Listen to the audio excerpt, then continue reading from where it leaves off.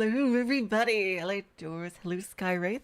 Yes, I checked it. It's supposed to be silent like this. There's no, in the beginning, there's a menu here. Eh. You can hear the little bleeps.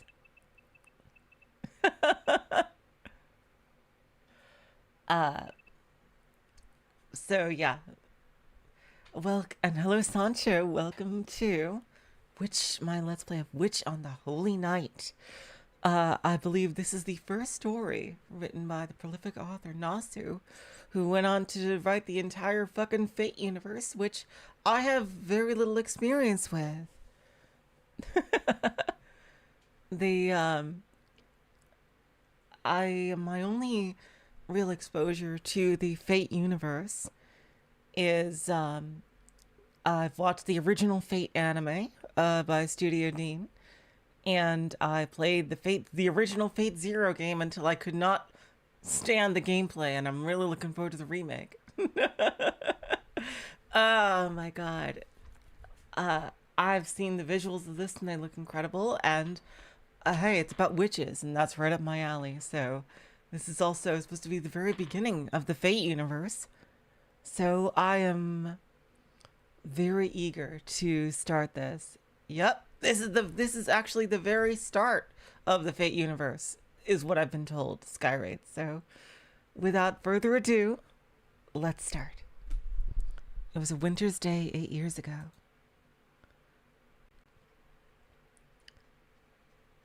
That solemn morning. Yeah, Fate Extra was the one I played, the PSP game, way back in the day. I'm really hyped for the Fate Extra remake, because the gameplay in Fate Extra was horrible, but I enjoyed the rest of it.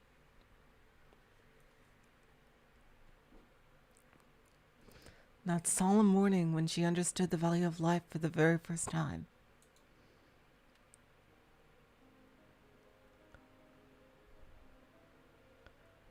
Her home was nestled on the side of a mountain. Around it was nothing but inhospitable wilderness. She had no neighbors or childhood friends to speak of. Things like traveling to school or playing outside were more trouble than they ought to be. Indeed, with its pure water and bright stars, it was a place rich with memories, both frustrating and halcyon.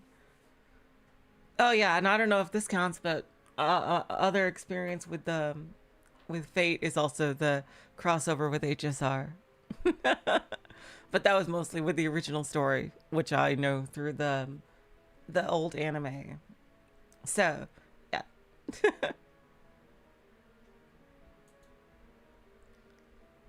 That was only during summer, though. Winters in those mountains were extremely frigid, each morning more severe than the last. Her father would drive her to the train station. After waiting 10 minutes for the engine to warm up and the iced-over windows to clear. Hello, Naru, welcome to the stream. Oh wow, that is so soft. My god,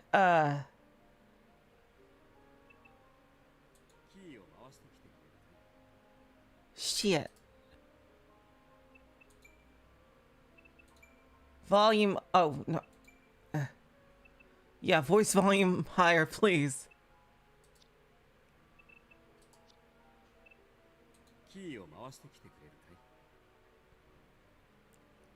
Can you guys hear this okay?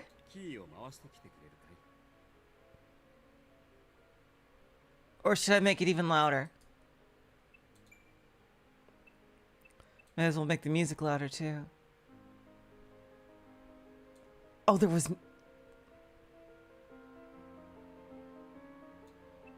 Oh, there was music. Oh my god.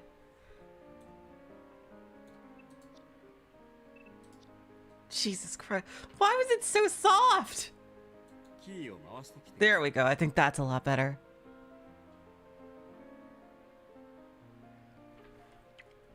Mind setting up the car for me? Hello, Spheromancer. Welcome to the stream. Her father would save her his morning coffee, leaving her to venture outside and rev the engine. Out the front door she would go, traversing the garden with icy breath until she reached that old sedan. Your favorite VN? Wow, I hope I do. That's a high bar. Irfan, welcome to the stream! As always, she inserted the key, then started the ignition. The engine rumbled to life. Just as she proudly finished that humble task she'd done so many times before. A shrill scream pierced the air. She knew, even though it wasn't human, the feeble sound was a cry of agony. Really, that sounded pretty human to me. I wonder what that was. A few moments passed. Her father came out and opened the hood of the car. Creaking fan belts. Oh, no, oh my god! A monstrous looking, oh no! A monstrous looking engine, and something that didn't belong. No! Look at all the blood! Oh god! There's a cat, a mother by the looks of it, and two kittens. 3 cats have been huddling for warmth in the engine's compartment. Oh god! Whoa! The mother cat was missing its head. Jesus Christ! One of the kittens had been mangled beyond recognition by the engine belts and surely died instantly. The other kitten, its face half covered in blood, panted faintly. Jesus fucking Christ! Thank God we see it like this!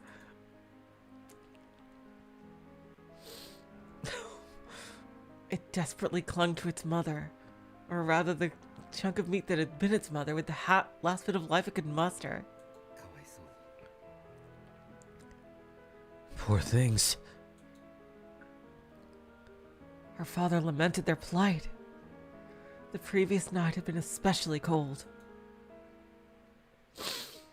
After he had returned home yesterday, the cats must have snuck under the hood, drawn by the warmth of the engine. How the fuck did they get inside the fucking hood? My god. What are they, half octopus?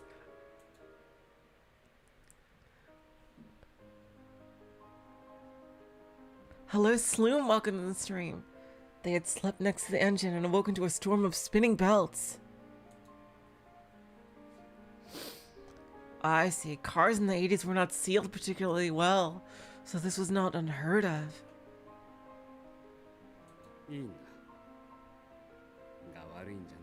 Jeez. It's okay. It wasn't your fault. Her father's voice seemed distant. She could only make out a small tuft of the kitten's gray fur. The rest of it was caked in the blood of its mother and brother. I can see its skull. That fragile life of a speckled kitten. Oh my god. Trembling and possibly blind, it continued to nuzzle against its dead mother's chest. My god. Huh? Wait! She took the kitten into her arms and ran deep into the mountains, to her grandfather's house. Was it because she was overcome with regret? Or was it the shock of grief? Years later, she wasn't still sure. Fighting back the welling tears, she burst into her grandfather's workshop. Her father was a magician who could do anything. I see where this is going. Some Pet Cemetery shit. She had never seen magic. She knew that magic was a fantasy straight out of fairy tales, but so was her grandfather. She had to find him. He was the only one who could help. Oh, what an interesting word. I suppose you want me to alter this kitten's fate.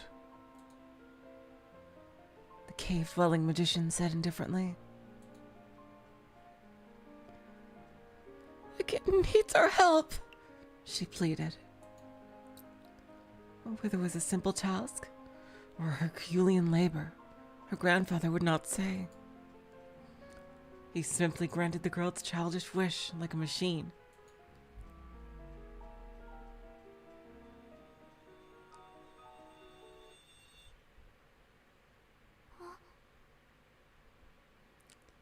Oh no, the girl said. Before she knew it, however, she was holding a tiny corpse in her hands. Its fur was cold. It didn't work. The warmth of life had left its body, and the tears she had fought so hard to hold back poured from her eyes.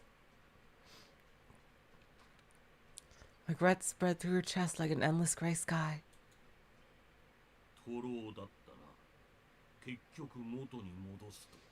I see. We were too late. Some things cannot be undone.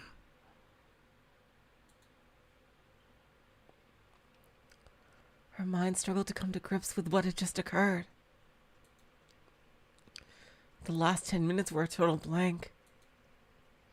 Who she met, what she had known, it was all as if it never happened. Ooh, that's unsettling. The only thing she was sure of was that life, once extinguished, could never return.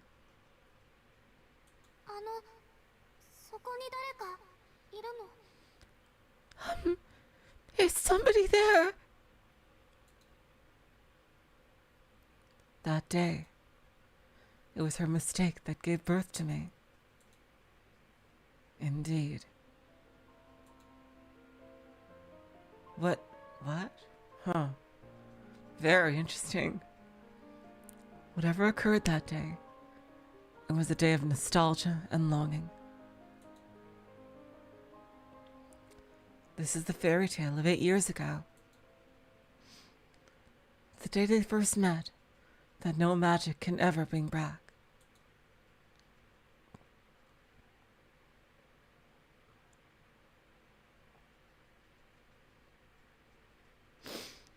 And memories are no longer colored by childhood.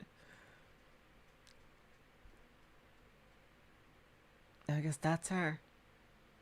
Arrogant, greedy, and able only to destroy. I must be a wolf. I don't have regrets. There is no looking back. If my pride has left you behind, my sincere condolences. But at any rate, I suppose it's my fate to die at the hands of Little Red Riding Hood. Chapter 1, Strange One. Very ominous beginning. Damn, what an opening.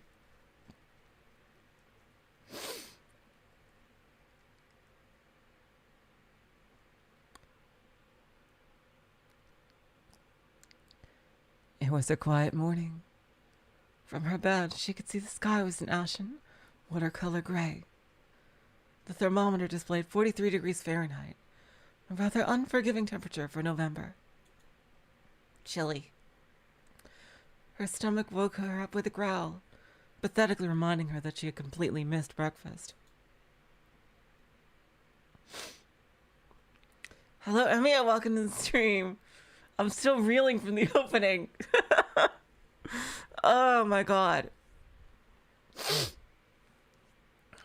But lazy mornings like today's were, for her, a blessing. It was already well past 8 in the morning. On any ordinary weekday, tardiness would be unavoidable. But today, classes were cancelled in commemoration of the school's anniversary. Gratefully, she had every intention of taking it easy for the first time in ages.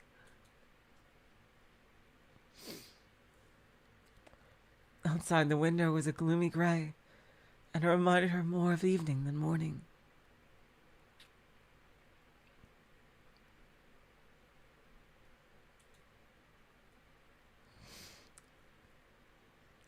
It wasn't a pleasant morning by any stretch of the imagination. But having been up all night and just until 3 hours ago, she couldn't care less about the weather outside. All she cared about was more sleep. As long as she could spend her mornings in bed, what was happening outside was of no concern to her.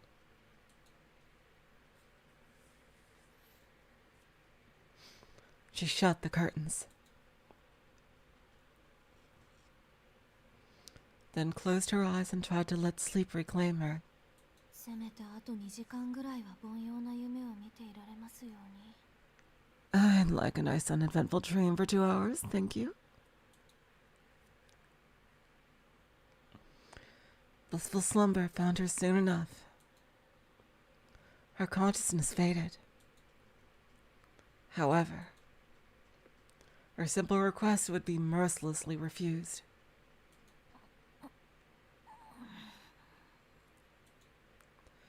A faint but shrill sound lingered in her ears.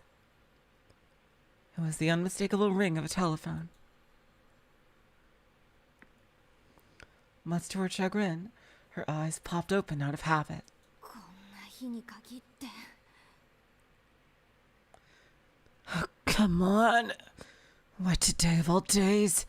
Yeah, the production values already are fucking insane. The quality in this background art.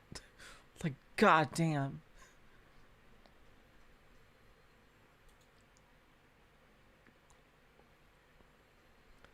The telephone was situated in the foyer on the first floor.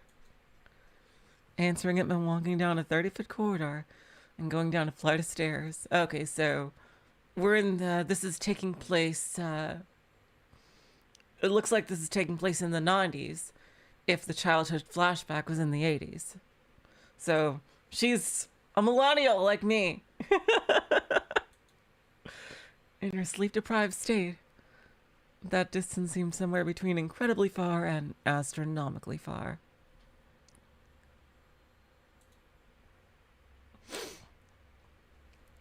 By the way, if you're wondering why the game description says Tsukihime, it's because, for whatever reason, this game is not listed on YouTube's great list of games to pick from. So you can't enter your own. So, that was the closest thing. I'm sorry.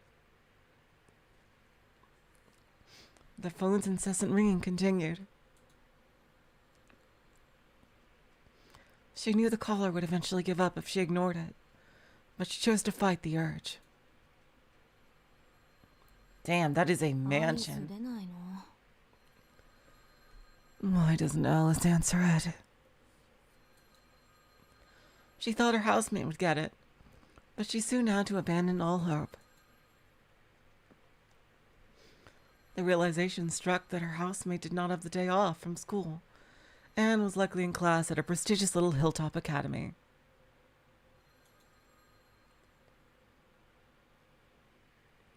Just look at this.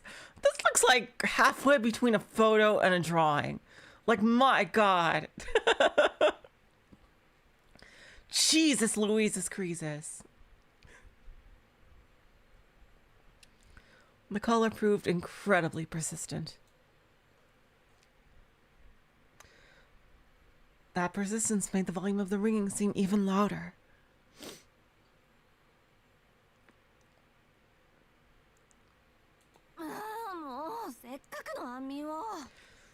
I'm trying to sleep here!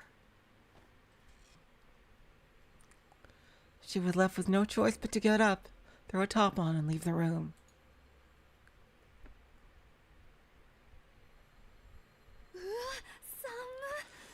God, it's cold! She rubbed her hands together and warmed her numb fingers. The mansion's heating system was inadequate, to say the least, which meant that winter was the very worst of uninvited guests. I see a heater right there. I guess it doesn't work very well, yeah?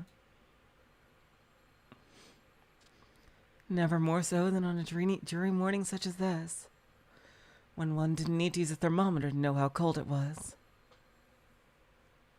Hello, Seaseed. Welcome to the stream.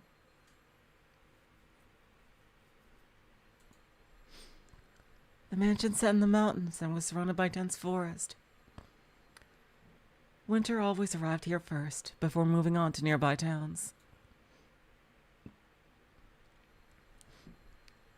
The robotic ring of the telephone reverberated throughout the long hallway.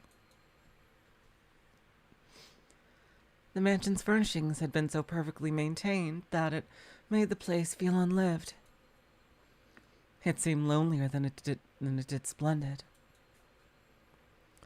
Coupled with the dreary morning, it could have passed for a haunted house.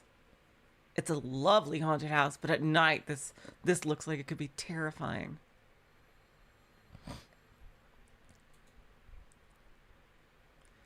How? Well, it is a haunted house, I suppose. It's too large for just the two of us. I guess we're gonna have ghosts. She counted more than 30 rings since it first began.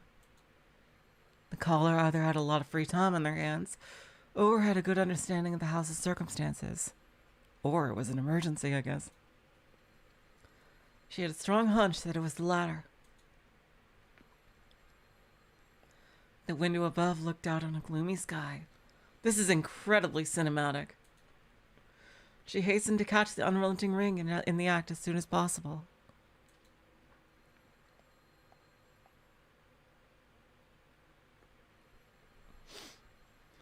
Though she had a feeling that her happy morning might come to a close the moment she caught it.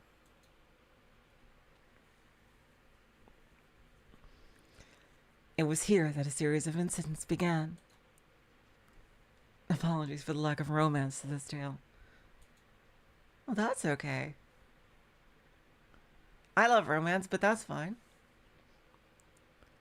For whether it be objectively true or merely supposition, it is always from the gloomy and unassuming beginnings that extraordinary events are set into motion. Are we gonna get an opening here?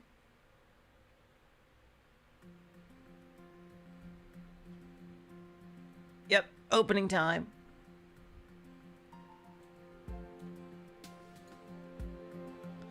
Here, let me turn the audio up for you guys. Here we go, Takeuchi and Nasu.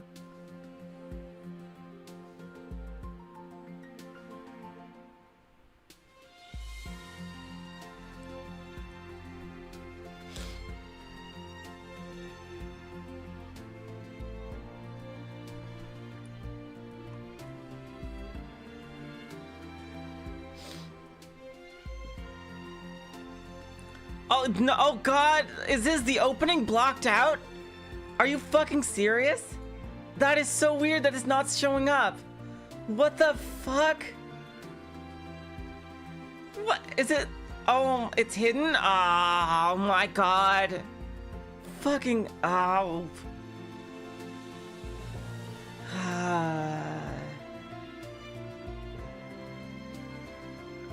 Are you fucking serious?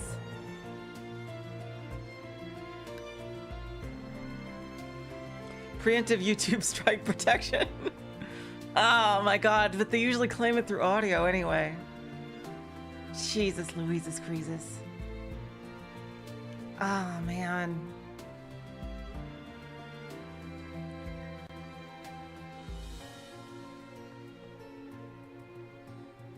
Can you guys hear the music at least? Lead background artist Soujyuro. My god, they must have been paid a lot.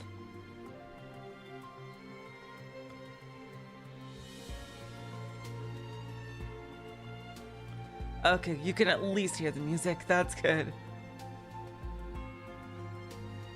It has a built-in stream mode. I see.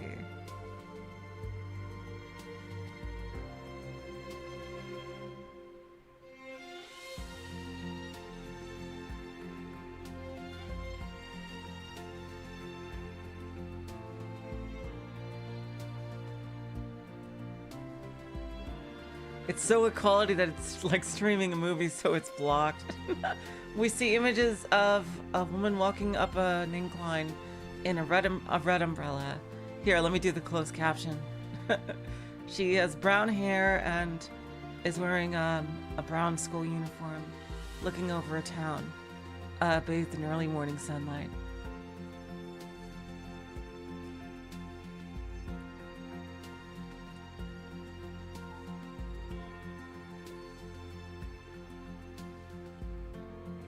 Witch on the Holy Night, the title has come up in a clouded background.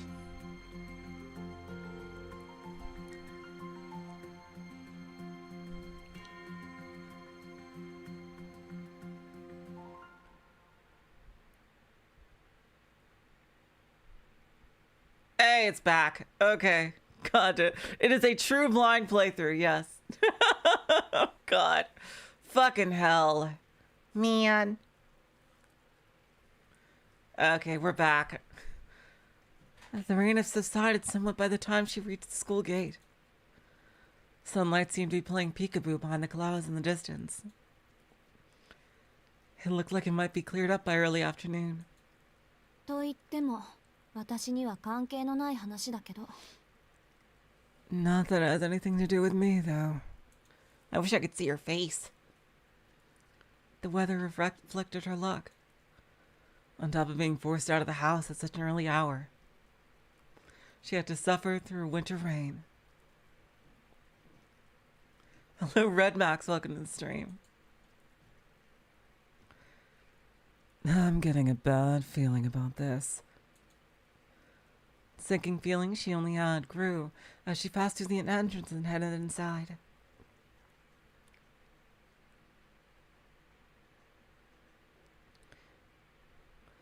She didn't encounter any of the other students along the way. Nor did she see anyone taking part in club activities either. The reception desk at the faculty room simply read, "Faculty closed." The school had given all of its students the day off, except those explicitly summoned like her. Huh. A fact that irked her more and more as the minutes passed.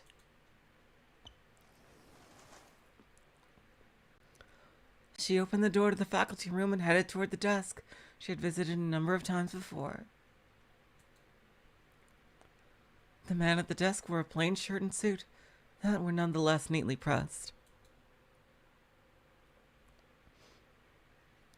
Slim-framed glasses adorned his face, giving off an amicable yet cunning air. Ooh, I like him already. The mild-mannered image this mid-20s man presented clashed with the cigarette he smoked. He didn't appear to have noticed her yet. Yamashiro-sensei. Mr. Yamashiro! She closed the door with a bang. Showing no response to the sudden sound, Mr. Yamashiro lifted his head. Yeah, Ohayo, Aozaki-kun.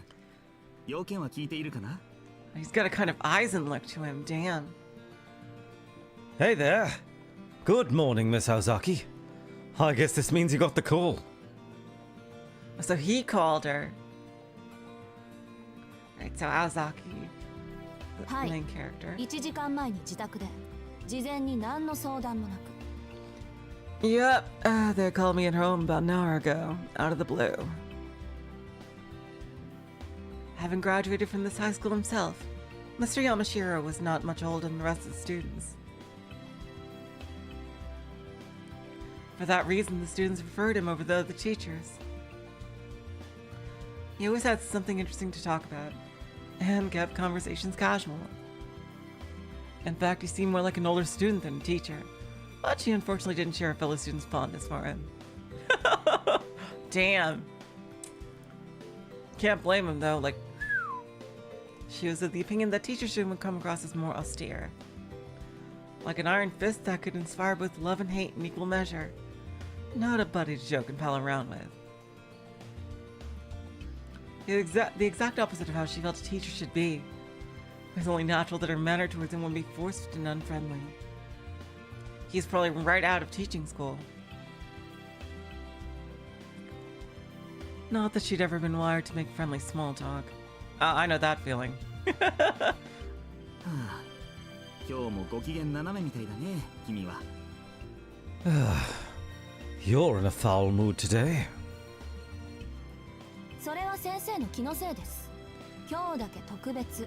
という話ではありませんから。 You must be imagining it. I'm like this every day. The matter-of-fact answer perfectly matched the displeasure displayed on her face.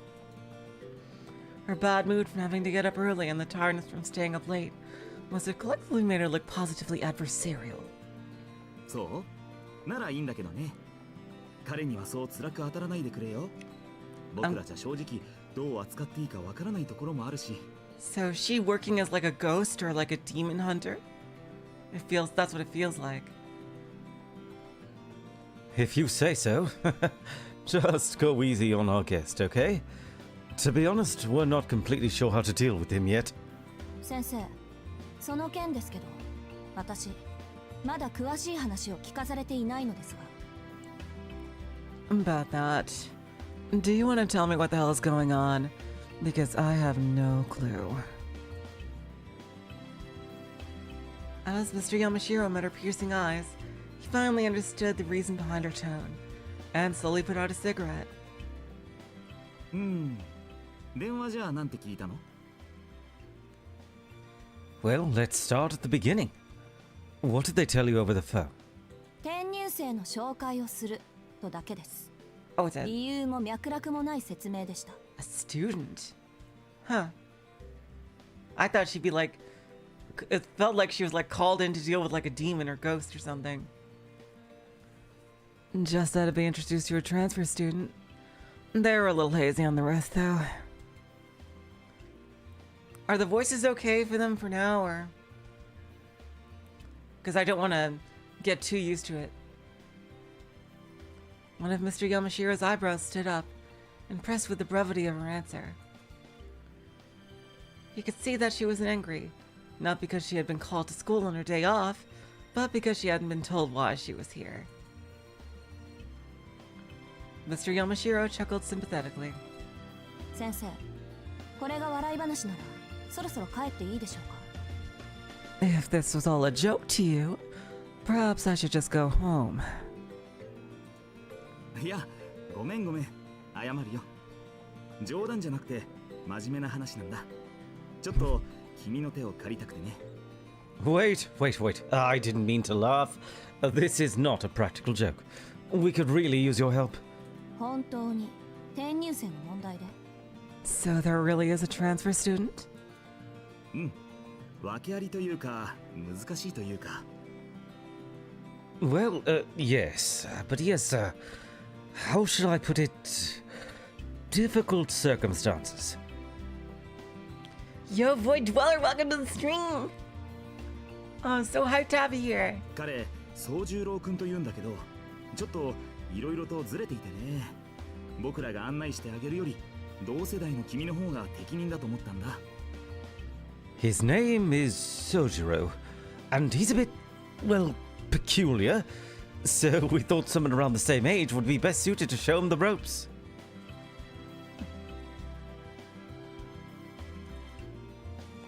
She threw him an unamused look. It was negligent of them to be pushing teaching duties on her, but she did wonder exactly how this transfer student was peculiar. The mysterious transfer student. Maybe he meant the student had behavioral problems or was difficult somehow. But peculiar? She didn't have the slightest idea of what that meant. ずれてるなんてそう使わない表現だけど。 You don't hear a teacher call someone that every day.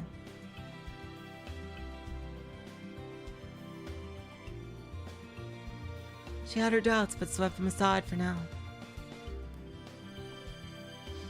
This wasn't the time to get distracted by more concerns. The fact remained that this conversation was all the peculiar she could handle. And she needed more information. She was already beginning to fantasize about saying no and curling up in her warm bed at home. 一つ質問があります。 I have a question. 何？あ、学年は君と同じ2年生だよ。性格は落ち着きがあって人の話をよく聞くタイプ。裏を返せば覇気がないとも取れるけど、それならそれで付き合いやすいだろ。 Yes? He's a second-year student like you. He's well-behaved and a good listener. He's not the most energetic individual, but that just means he'll go easier to get along with, right?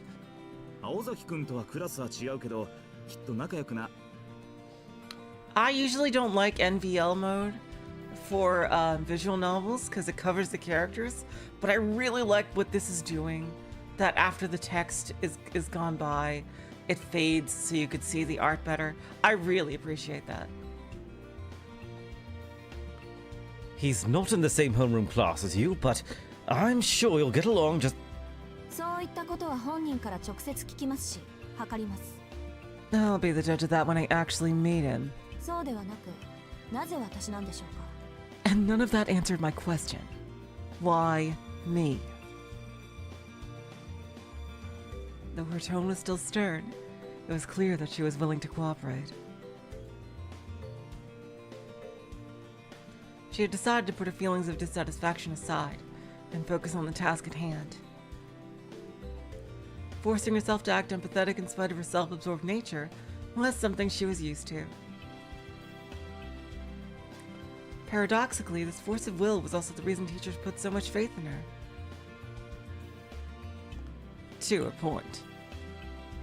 At times, that strength shattered expectation, and on those occasions they were left with no choice but to treat it like a natural disaster and weather it until it passed. That was how Mr. Yamashiro had come to deal with her over the past year. もう一度だけ聞きます、山城先 I'll ask you one more time, Mr. Yamashiro. 生。それで、なぜ私なんでしょうか。 Why does it have to be me? Pressured by a question without a clear yes or no answer, he answered. それはね。Well, about that... 別に青崎くんが先生方に敬遠されているのと同じぐらい信頼されていて、学校のためなら教師も生徒も一緒くたに切って捨てる鉄の生徒会長だからじゃないよ。You're probably thinking it's because you're the iron-fisted ruler of the student council and are willing to strike down both teacher and student for the good of the school, but you'd be wrong. それ以外に、こんな呼びつけを受ける理由はないと思いますけど。She just takes that in stride, huh? Hello, Sven. Welcome to the stream.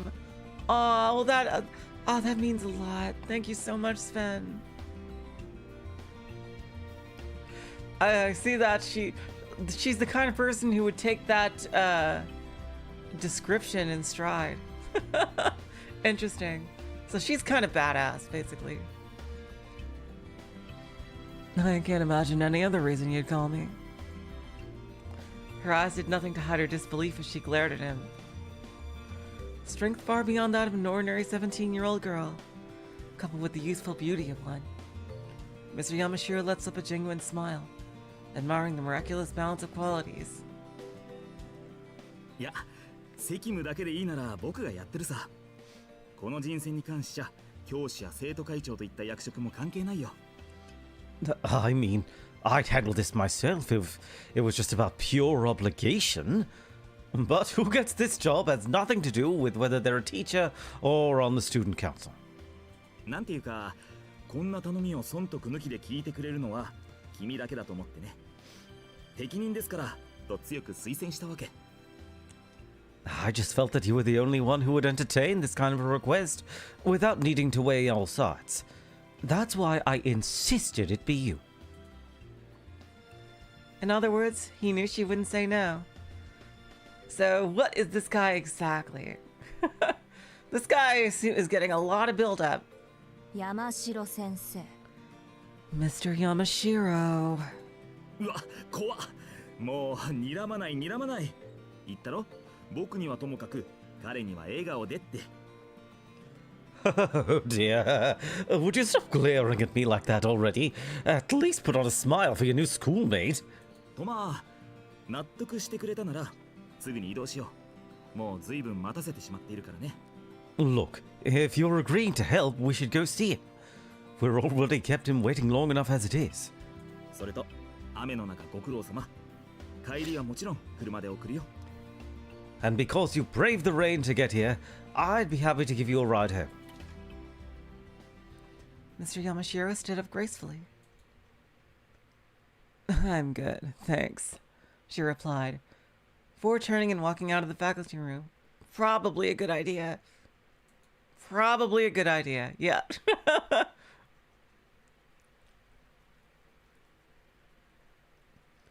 He had been waiting for about an hour. While he did, the rain showers lightened into a drizzle. His mind wandered as he listened to the sound of the raindrops.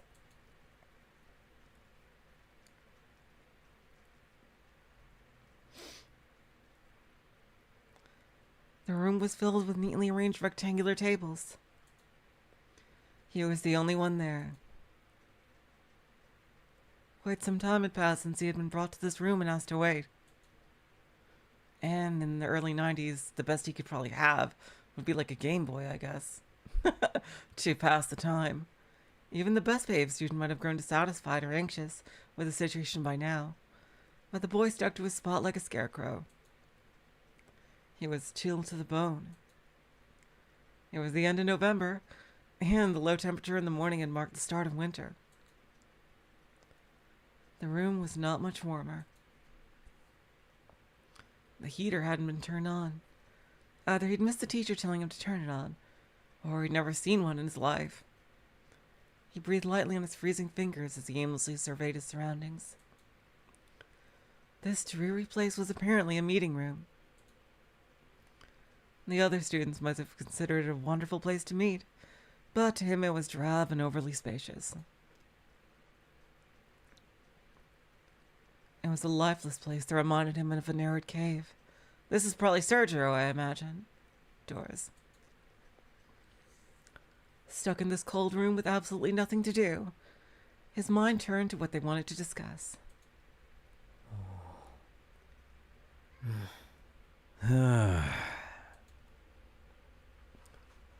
Unable to come up with a solid answer, he returned his attention to the sound of the rain, one of my favorite sounds. The rain hardly resembled the rain in the mountains, though he could still recognize it, barely. Its smell and sound were harsher, but at the end of the day, rain was still rain. So even this world, alien as it was, could have something in common with the mountains. So he comes from a rural area. That trivial detail perked him up a little. And he just moved to the big city. Or suburb. Yo, Revo NGH, welcome to the stream. He liked how the town looked soaked in rain. Naturally preferred sunny weather, but he liked rain in its own way. The fog from the rain had soaked up the scent of the soil, and it reminded him of home. It was at times like these that he was able to numb the anxiety the city gave him.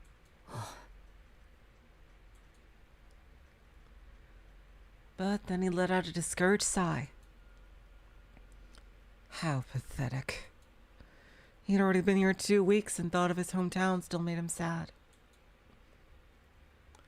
Perhaps feeling that he was being unfair to his new life, he composed himself and continued to wait patiently.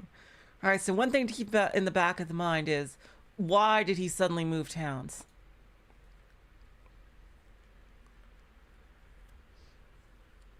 As if having a passion for distractions, his attention returned to the sound of the rain once more. Waiting like this didn't seem to be particularly hard for him. He quietly endured the numbing cold and the hour alone with calm, deep breaths. As the saying goes, good things come to those who wait. A strong point of his or not, he was astonishingly patient. It was certainly helping him out in this moment.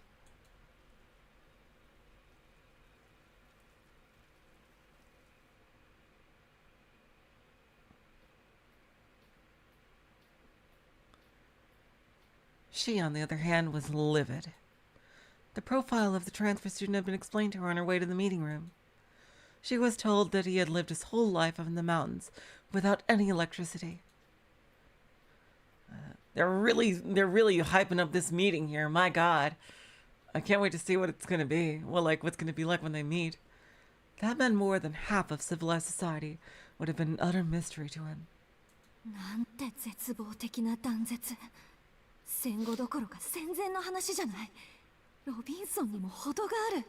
Yo, who's she fucking the stream? Yep, a pure visual novel. I haven't done one in quite a while, and oh my god, I'm missing it already. I should really do that more. Do these more often. What a miserable level of isolation.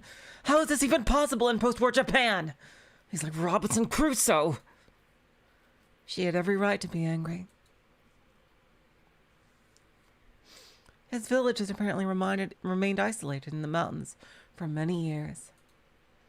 Contact with villages in the foothills of the mountains only occurred once a month or so, which was unfathomable in modern Japan. Although expressways and Japan Rail, the old national railways, now span the country like arteries, it wasn't entirely impossible for mountain villages like his to exist. So, Hinamizawa type deal. But she couldn't imagine how someone born to such circumstances would think or live. 電気がないって、村に行き渡っていないだけで公衆電話ぐらいはあったんですよね。 When you say no electricity, you mean in general, right? Like you must have had access to a public phone. なかったそうだよ。こっちに暮らすようになってまず驚いたのが電話だそうだし。Apparently not. He mentioned how shocked he was by the phones when he started living here. 電話って便利ですね。なんて真顔で言われてね。そういえばそうだなぁと再確認させられたぐらいだよ。I kid you not, he said, "Wow, telephones are so useful." Couldn't really deny that, could I? She shot a sidelong glare his way as he laughed. It seemed that the naivete of the country boy had cheered up Mr. Yamashiro a bit. 駐在もいないってことか。うちも実家は山奥ですから、電気が通っていないのはありえないとは言いませんけど。 They probably didn't have police officers either. My family home is up in the mountains, so it's not inconceivable that they wouldn't have electricity. そいつ、学校も知らないんですか？ But he doesn't even know what school is. Really? They still had school in Hinabizawa. Like, damn. That's unusually isolated. Huh. Like, うん。どんなものかは知っていたそうだけど、実際来るのは今日が初めてらしい。それで緊張していたのかな。あまり会話も弾まなかった。did he grow up in like a cult or something? Like, my god. I wonder. Nope. He'd heard of them, but this is apparently his first time visiting one. Maybe that's why he's nervous. He wasn't very talkative. ああいうのも野生児っていうのかな。狼に育てられた狼少年みたいな。あ、いや、探検隊の話だね。Damn. Whoa, that's going a bit too far, Mr. Yamashiro. He's almost, what would you call it? Feral? Like a boy raised by wolves. I suppose that makes this a safari. 怖いな、青崎くん。冗談だって。そう睨まないでくれ。Hey, you're scaring me, Ozaki. I was just joking. Go easy, okay? 大丈夫。話してみた感じ、おとなしい子だったから。なんていうか、言葉の通じない小動物みたいな感じ。 Damn, dude. Wow. Kind of a jackass. And don't worry. I got the feeling from talking to him that he's a nice kid. He was almost like, I don't know, a cute little animal that doesn't speak human. 山城先生、その例え、気休めになってませんか？ Seriously. Your jokes and metaphors aren't helping. As she gave her blunt reply, she tried to simulate in her mind what life without electricity would be like. But the thought of it took her sour mood from bad to worse. After all, it was a world she had never known. She could understand why the teachers had given up. She too wanted to give up and return to her warm bed, but her good-for-nothing pride was holding her hostage. Not only did the teachers believe she was up to the task, but she also believed she could do it. It wasn't that easy to go back on her word, no matter how bad things looked after the fact. She walked along the hallway, the rain pattering in the background. The meeting room was already in sight.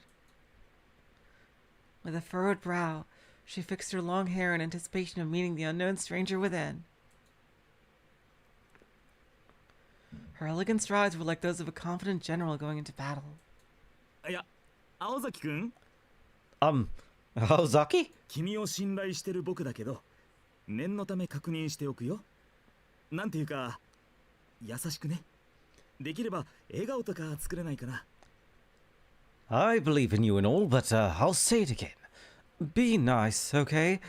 Can you at least try to smile? 作り笑いは苦手です。一応努力しているつもりです。I'm bad at faking smiles, but I'll do my best. ああ、そうなんだ。それはよかった。 Really? That's a relief. いやー、ほんとよかった。青崎くんにも苦手なものってあったんだね。 I really mean it. It's good to know you're not good at everything. Mr. Yamashiro's shoulders slumped the second they reached the meeting room. As he put his hand into the door, his eyes seemed to say to her, Be nice, please. This only made her more irritated. 分かってるわよ。愛想が悪いってのは。でも笑顔なんて意識して作るものじゃないんだし。I already know I'm not the friendliest looking person in the world, but I can't just make myself smile at the drop of a hat. 大体そういうインスタントな人付き合いなら飛び丸の方が向いてるって。You should ask Tobimaru if that's what you're after. She sighed about her social shortcomings, but then it occurred to her that being called into school on day off while sleep deprived wasn't anything to smile about anyway. She also thought that the person responsible for this mess would be better off attending elementary school. It might not be his fault, but neither was it their duty or obligation to do the teacher's work for them. At the very least, they could have used their brains and organized this all in a normal school day. There is absolutely a story behind this. Like, why he's this uneducated. Like, it can't be just, like, randomly from an isolated village. There's isolated, and then there's, like, being deprived of basic utilities. Like, basic rights, like education. There's absolutely something to this. They could have used their brains and organized this all in a normal school day. Another complaint she wanted to voice later. いや、というか敵。なんであろうと敵。悪いけど、情状酌量以前に敵。I hate him already. He's my sworn enemy. I haven't even met him. Sorry, but I couldn't care less about its extenuating circumstances. 間が悪いのはお互い様っていうか。ほんと、なんでよりにもよってこんな忙しい時に。You think this isn't awkward for me, too? Honestly, why did this have to happen while I'm so busy? Her pounding headache from a lack of sleep had boosted her aggression by 10%. No matter how harmless the guy on the other side of the door may be, anyone who disturbed her sleep was the enemy. And just as she was reaching peak annoyance, Mr. Yamashiro opened the door to the meeting room. The room slowly slid into view. She didn't care for formalities. Just looked straight ahead and stormed into the room. And found herself face to face with the most unusual opponent. Before we go on, let's see this from another perspective. Ah, Soujyuro! Turning back the clock just a little.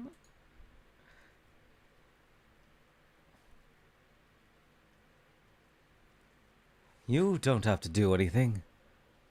For some, these words are a priceless luxury. For others, they are unbearable torture. For the proactive girl, it was definitely the former, though she'd be too suspicious of the motives of anyone giving her such a gift to accept. For the passive boy, it was definitely the latter. A bitter thorn that made him homesick. though at this very moment his mind was still distracted with the wait for his face to reveal any discontent. He maintained perfect posture as he stared into the gray sky. Here he waited a whole hour, but figured they must have had their reasons for making him wait. And as long as he had the sound of the rain to soothe him, he could keep on waiting. でもそろそろ9時を過ぎるのか。 I imagine they're gonna fully reveal both of their faces when they first meet. Must be 9 o'clock already. Yeah, that seems about right. He had been vaguely keeping track of the time as he listened to the rain. Due to the holiday, the school building was completely silent. Except for the patter of the rain on the window. The mood felt as damp as the air. It was then he heard the heavy clatter of footsteps approaching. よかった。忘れられているかと思った。 Finally. I thought they'd forgotten about me. He could hear two sets of footsteps, one heavier set belonging to an adult. He breathed a sigh of relief as the door slid open. すまないね。随分とお待たせしちゃって。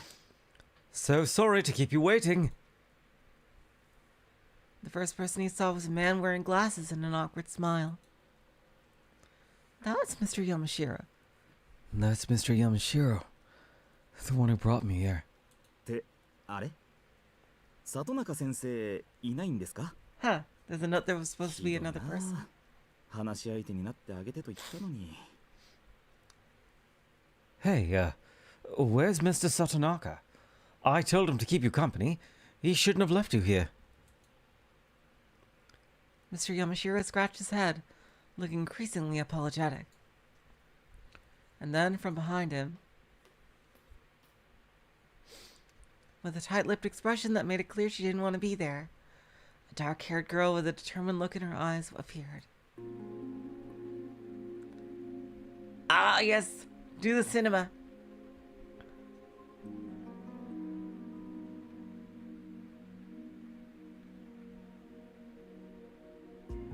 There we go. Is it love at first sight? Soujyuro gulped. Sound of the rain on the window faded into nothingness. That's when he knew.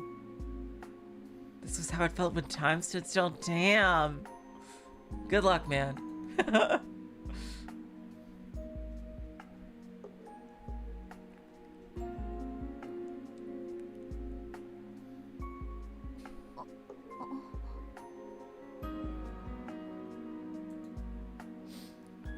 She blinked quickly a few times as if taken aback. Why was anyone's guess? The boy was everything she expected a naive country boy to look like. However, she felt something she couldn't understand. Oh, damn.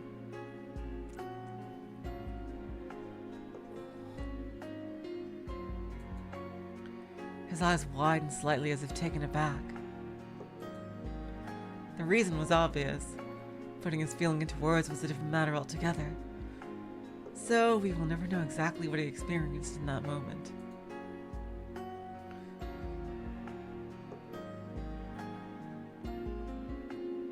That's when it hit him.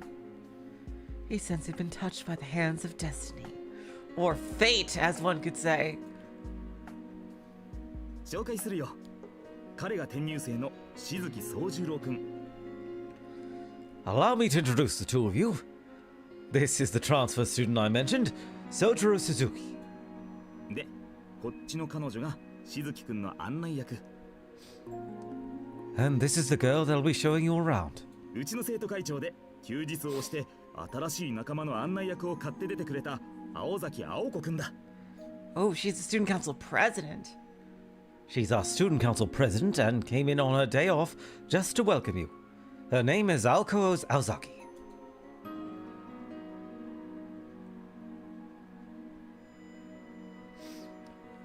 Damn. Oh my god, everything in this freaking VN is so cinematic. His voice and the sound of the rain seem distant. I love this music, by the way. Oh my god, I want to listen to this in the car while it's raining. This is how they first met. Such was their start, for better or worse. Like the ephemeral beauty of fireworks. Yo, Archer, welcome to the stream.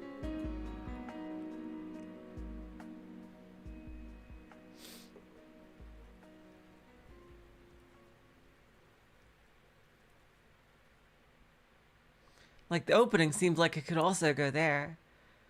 I have not read any of the original Type Moon visual novels. However, I don't know if you heard in the beginning when I said my experience with Type Moon is I have seen the original Fate Studio Dean anime, and I have played most of Fate Extra on the PSP until I couldn't stand the gameplay anymore. And I've also experienced the Fate crossover on Honkai Star Rail. That's my total experience with Type Moon and Fate franchise. It was commonly believed among the students that Aoko was always in a foul mood. But this gossip was 90% prejudice, as Aoko simply didn't have the time to be irritated 24/7. I'm really looking forward to the remake on Fate Extra because I thought the rest of it was really cool. It's just the gameplay is just, ugh! My god. The reality was that she simply didn't want to explain herself all the time. Yeah, I play HSR. And therefore seemed angry about something, obvious or not. This idle gossip did, however, lead her to earning the title of one of school's 7 deadly threats. Ah, there's always 7 something in these schools. The remaining 10% of the gossip was right on the mark. Aoko herself often had the feeling that her tendency to feel animosity toward harmless things was akin to what a chronic headache sufferer might experience. Today fell under that 10%. For today her anger was pure, and her childish and selfish display was befitting of her actual age. The meeting room was dimly lit, awash in the colors of the rain.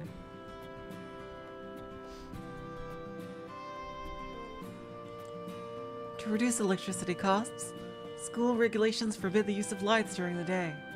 Damn, they're that hard off. Jeez. My god.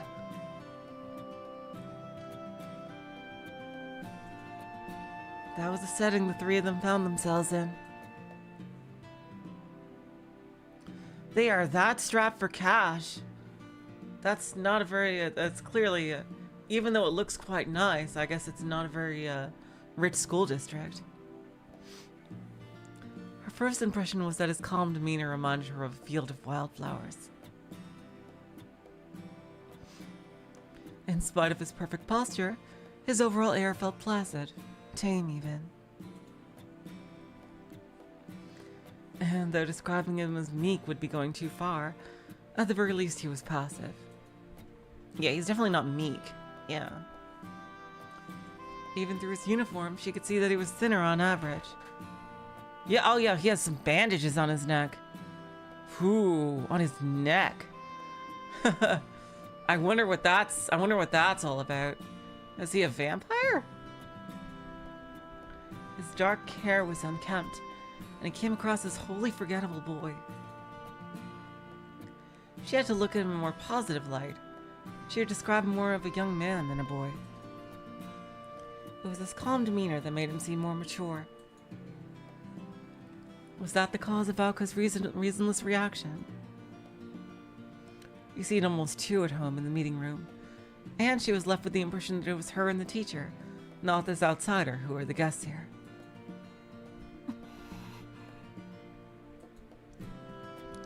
She felt an unidentifiable aggravation building within her, almost as if her right to be here was in question. Aoko felt herself raising her natural defenses. 信じられない。 What's with me? 私、今わけもなく怒ってない。 Am I really this angry for no reason?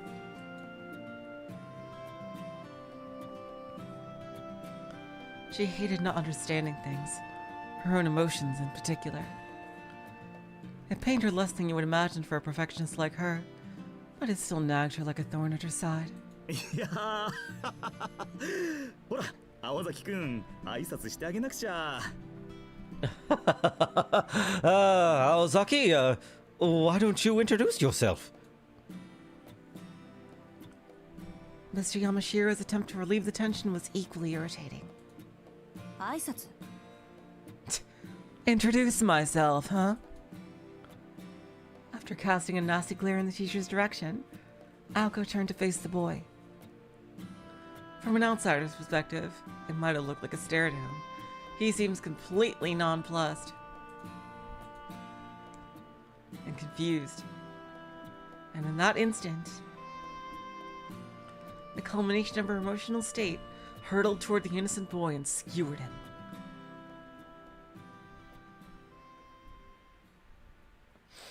いや待たせたねしずきくん。 Again, sorry for the wait, Suzuki. Hearing his name, Soujyuro came to his senses. His stunned gaze shook loose. He took a deep breath to clear his head. Shocking enough to nerves, Mr. Yamashiro broke out a smile and turned to the girl standing beside him. 紹介するよ。彼が転入生のしずき宗十郎くん。 Well, I'll do the introductions then. This is the transfer student, Soujyuro Suzuki. でこっちの彼女がしずきくんの案内役。うちの生徒会長で休日を押して新しい仲間の案内役を買って出てくれた青崎青子くんだ。 And this is our student council president who came in on her day off just to show you around. Her name is Aoko Ozaki. Having been introduced by Mr. Yamashiro, the girl took a step forward. Her eyes were merciless. Her stare an unspoken threat to violently trample her opponent. Soujyuro, on the other hand, managed to keep his own composure despite the shock at how confrontational she appeared. He had never been greeted quite like this before, but supposed, mistakenly, that this was how people treated each other in the city. The exchange must have looked quite dramatic to an onlooker. A girl ready to brawl. An earnest country boy desperate to understand. It was a murderous limbo, especially for anyone in the room with them. Like Mr. Yamashiro, for example. While he had thought he made the right decision in choosing an honor student to help him out, she was in an inexplicably bad mood, and the tension in the air was undeniable. It was at this moment that he realized his failure. His realization had come far too late.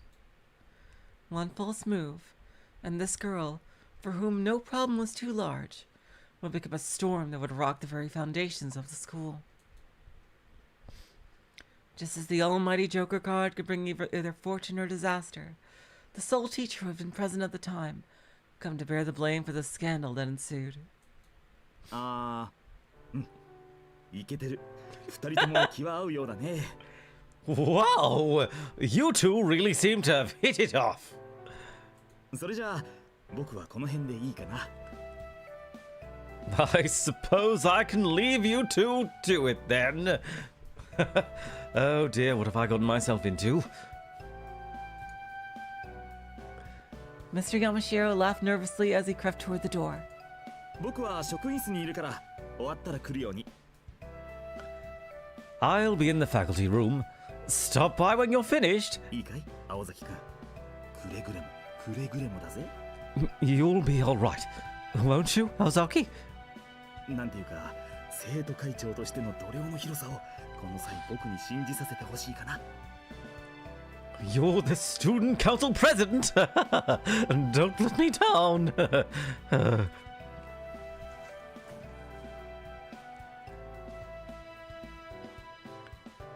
Mr. Yamashiro left, leaving the two in a locked-eyed state, one which one set of eyes was doing all the glaring. All that remained in the room was an artless boy and a cross-armed guarded girl.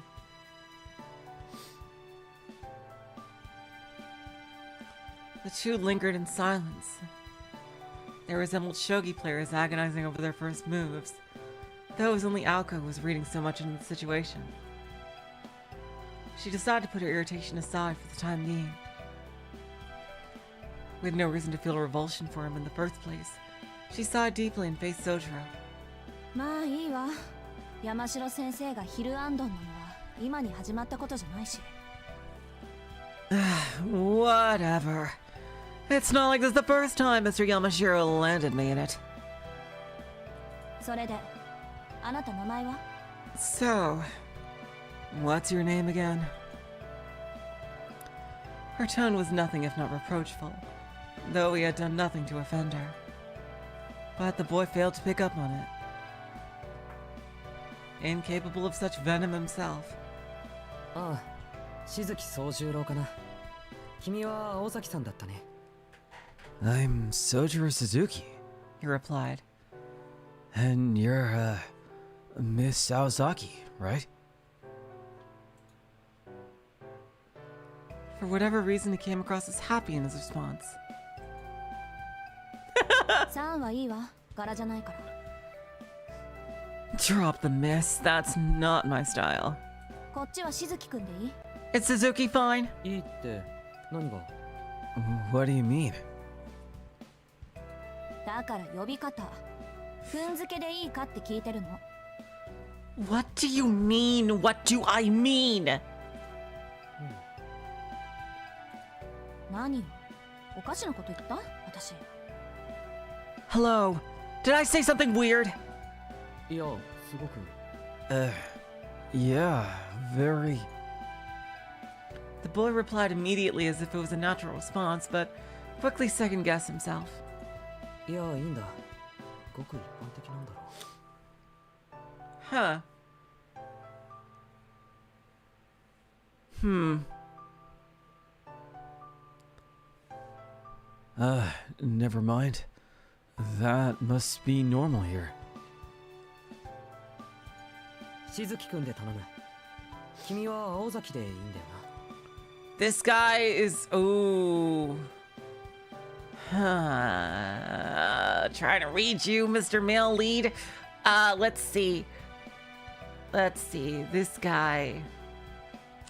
Early predictions. Let's see.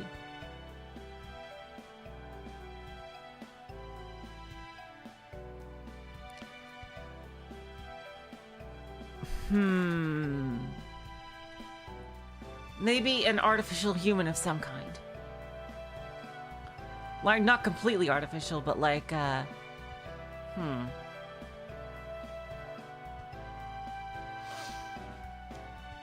sort of I don't know. It feels like kind of blank slate-y, like almost mechanical, but in a human way. If that's what I'm if you get my drift. I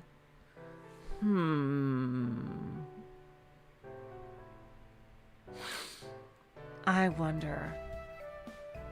Well, we'll see how it goes.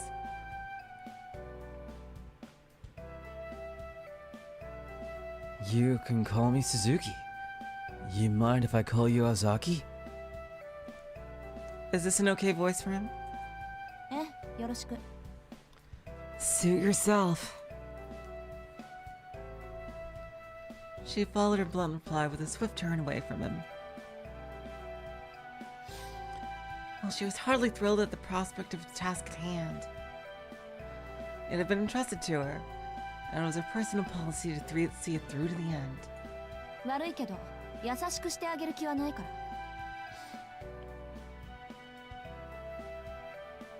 Hello, Nicholas. Welcome to the stream. Yeah, detached. Yeah, that's exactly it, Archer. He seems very detached. I don't know. I have experienced like how country people are with Higurashi. Maybe a bit lighter? Okay, thanks. Sorry, but I'm not in the mood for pleasantries. 時間も惜しいし手早く行くわよ。 Time is short, so let's get this over with. それは助かる。やっぱり時間は大切だ。 Sure. I know your time is valuable. Is that better? Alko's blunt rancor was lost on him once again. Why are you not reacting to my sundariness? Humans tend to be overly conscious about being ignored, whatever form that takes. But despite being peeved at landing none of her attacks, Alko did her best to act professional and directed her guest into the hallway.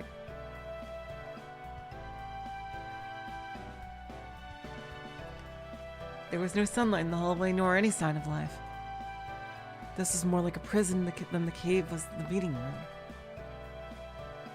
And it dawned on Alko that the hallway matched her mood. As it dawned on Alko that the hallway matched her mood, she sighed once again. まず聞いておくけど、山城先生から聞いたことは理解してる？ First things first, did you understand everything Mr. Yamashiro explained to you?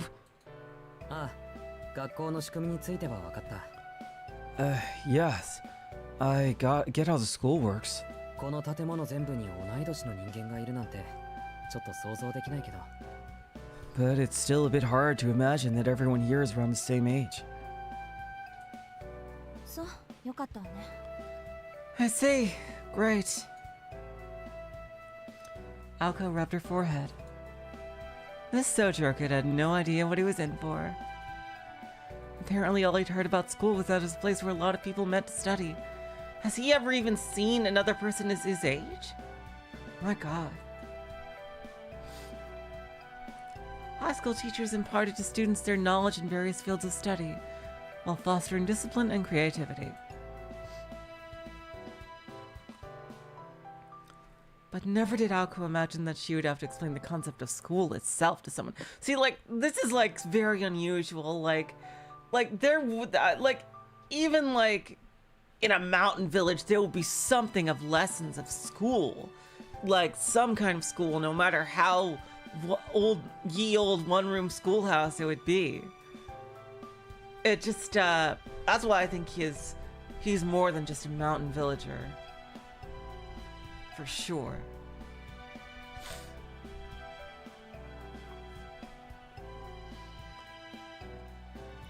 Oh my god, Saul, thank you so much for the donation!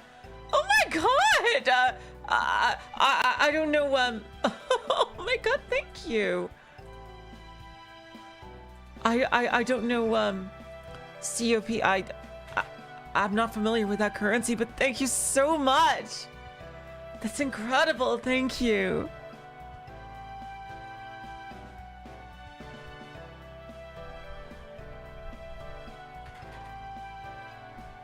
But never did Alko imagine that she would have to explain the concept of school itself to someone.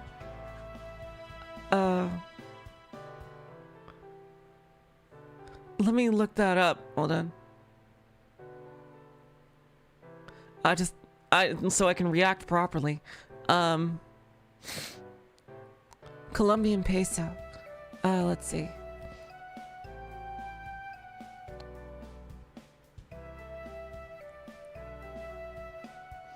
Well, thank you so much. Thank you so much. That means a lot. Thank you.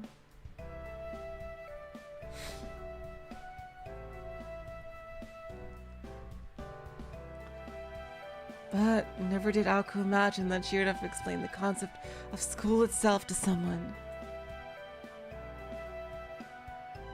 Yes, fundamentals were important, but this was absurd. She had serious doubts whether he could even handle classes, but Mr. Yamashiro insisted that things would work out somehow. Seriously, thank you so much.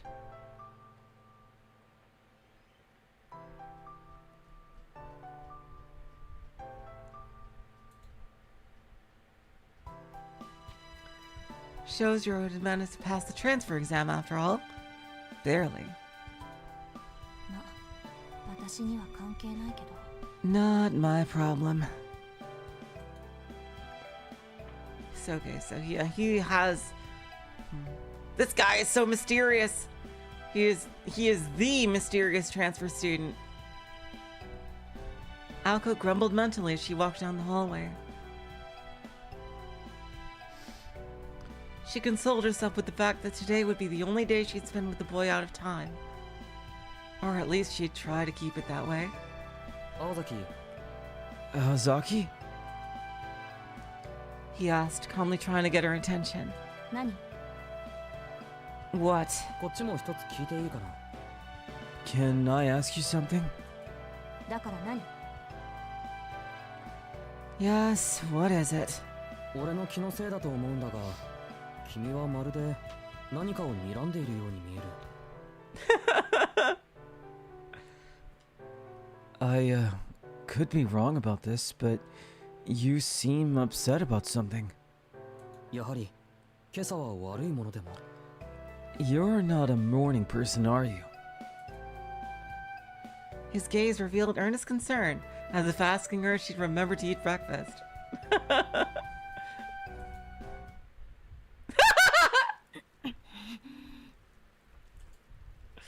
It was like another hammer to her head. It was true that Aoko had been glaring at Soujyuro the entire time.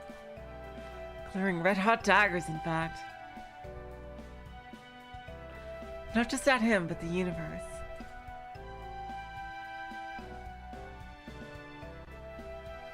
Even on her best days, her rumor used to remark, 青子の視線は普通の人には厳しいわ。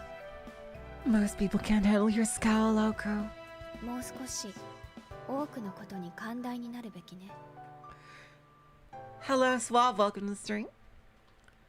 It wouldn't hurt you to be a little more tolerant. I'll get a proper voice for her when she shows up, for reals. She had been warned that her emotions were so naked on her face that people treated her like a powder keg. How naive could the boy that he could be that he could not pick up on this? 私をバカにしてるってわけじゃなさそうよね。この場合。 He's not making fun of me, is he? No, he couldn't be. Huh? Even she found her own attempt to reassure herself unconvincing. It began to dawn on Alco, far too late, that compared to her, this laid-back transfer student might as well have been from another planet. いいわ。言葉にしないとわからないようだから言うけど、まるでじゃなくて、ズバリそうなの。 Look, let me spell it out for you, cause you're just not getting it. あなたの気のせいじゃなくて、私は視線で遠回しに感情を表現してたの。いちいち声に出すのも、会話にするのも面倒だから。 It's not your imagination. I am angry, and anyone could see that in my eyes. It's easier than trying to make conversation. In response to her words, the Martian clapped his hands together. なるほど。どうしてそうしたいのかはわからないが、確かにそっちの方が手っ取り早い指標だ。Yeah, this guy seems very, very... I don't know. His responses seem quite robotic. There's something up with this dude, for sure. There is something up with this dude. The bandage, these very kind of... analytically robotic responses.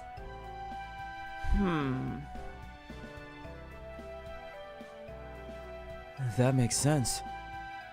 I don't know why you'd want to do it that way, but I get that it's a faster way to express yourself. Soujyuro accepted her reasoning without argument, though he still had no idea what kinds of emotions she was trying to express. It was as if he could hear the words but didn't grasp the meaning. The bandages are mega sus, Nato. Ideas that should have connected were instead separated into blocks. 確かにずれてるわこいつ。 So it's true. He really is peculiar. Mr. Yamashiro's words made sense to her now. What was odd about this boy went way beyond naivete. A stranger in a strange land he may be, but is only civilized to forgive him some jet lag-induced confusion. じゃ、とりあえずあなたの教室に行くから。 Let's visit your classroom. She had regained her composure. Soujyuro raised his hand and stopped in his tracks. あと一つ。 Just one more thing? Aoko waited for Soujyuro to continue. The boy was patient to a fault. She rubbed her forehead with her hand again, nursing a vague feeling of uneasiness. これもちょっとした疑問なんだが、なんで君は怒ってるんだ？ I, wanted to ask, why are you so angry? 怒るのが商売とか、そういう家柄の人なのか？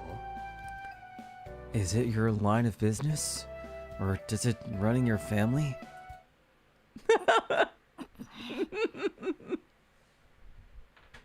She's angry because she didn't want to wake up early. She was woken up early when she wasn't prepared for it. A long silence. Though she knew it wouldn't change the situation, she remembered her regret at answering the phone that morning.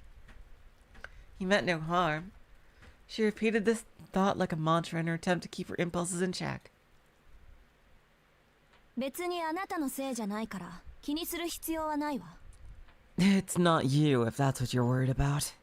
ただ、この一瞬とお昼まで眠っていた場合を計りにかけたら、あまりに利益の違いがあって頭を抱えただけよ。 I'm just trying not to think how much better my day would have gone if I'd slept in until noon. With that vague answer, she started to walk again. And turned her gaze away from this rude stranger named Soujyuro Suzuki.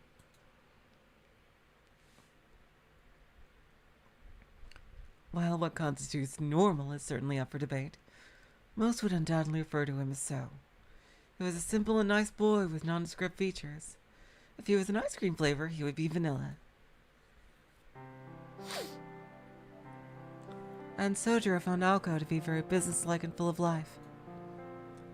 There was a certain purpose to her movements, as they began and ended in an orderly fashion.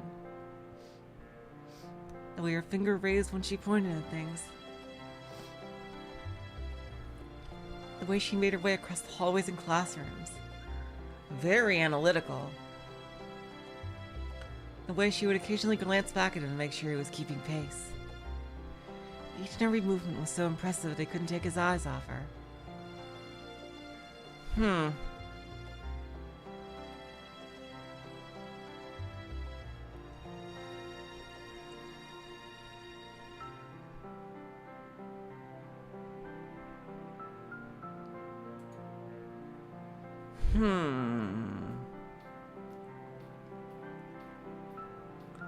Aoko showed him to his homeroom, Class C of the 11th grade.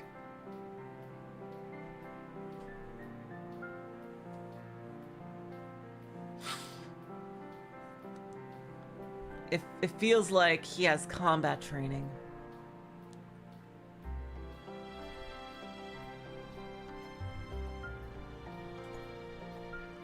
The room certainly displayed more of a human touch than the previous meeting room, but Soujyuro was none the wiser as to its function. Aoko gave a brief explanation before they visited individual subject classrooms, as well as the gym, cafeteria, locker room, and school infirmary. Soujyuro asked so many questions that much time passed before they reached the AV room on the second floor. まずいな。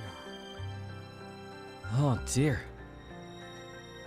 Soujyuro stopped, looking genuinely concerned. あと20分経つと1時だ。 It's 20 to 1 already. 嘘でしょ？うちの校舎そんな広くないわよ。 Huh? You're kidding, right? The school isn't that big. We'll be done soon. The tour had begun around 10, which means that 3 hours had passed. Damn! This is fucking gigantic! 3-hour tour! My god, and it's not even over. What the? How big is this place? A tour of a school shouldn't take anywhere near this long. そうだったわね。行く先々で根掘り葉掘り聞かれちゃ、そりゃ何時間でも経つわ。日が暮れていないのが不思議なくらいね。Well, maybe if you didn't ask so many questions, we'd be done by now. It's a miracle it's still light out. Aoko glared at Soujyuro.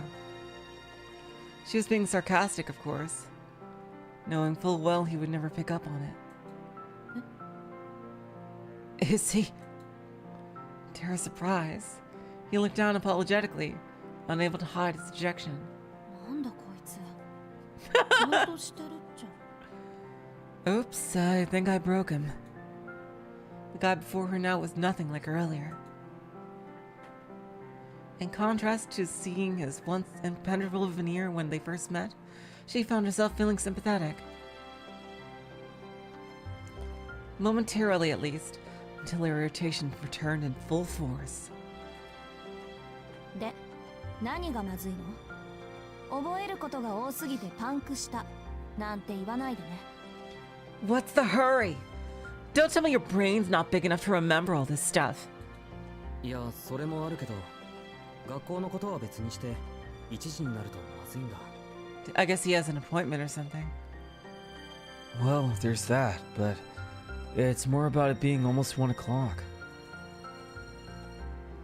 Soujyuro's gaze wandered as if worried about something. If he was worried about the weather, he would have a hard time seeing it as there were no windows in this hallway. へえ、時間を気にするってことは用事があるのね。Don't tell me. You've got somewhere better to be. そう。人の予定を引っかき回しておいて、自分だけ好きなようにやろうって言うんだ。That's perfect. I take time out of my day for you and you don't even have the decency to even hang around. なんだ、顔に似合わずいい人ね、君。You're a real piece of work, you know that. 褒めても何も出ないぞ。Thanks, I guess. That's nice of you to say.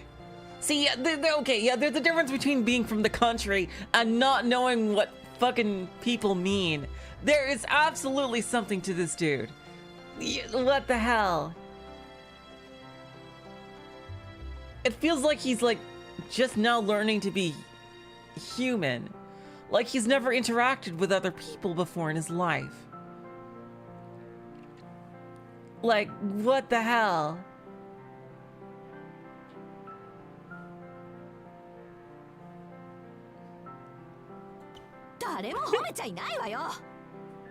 Not a compliment! She yelled at him, unable to hold back her fury. Well,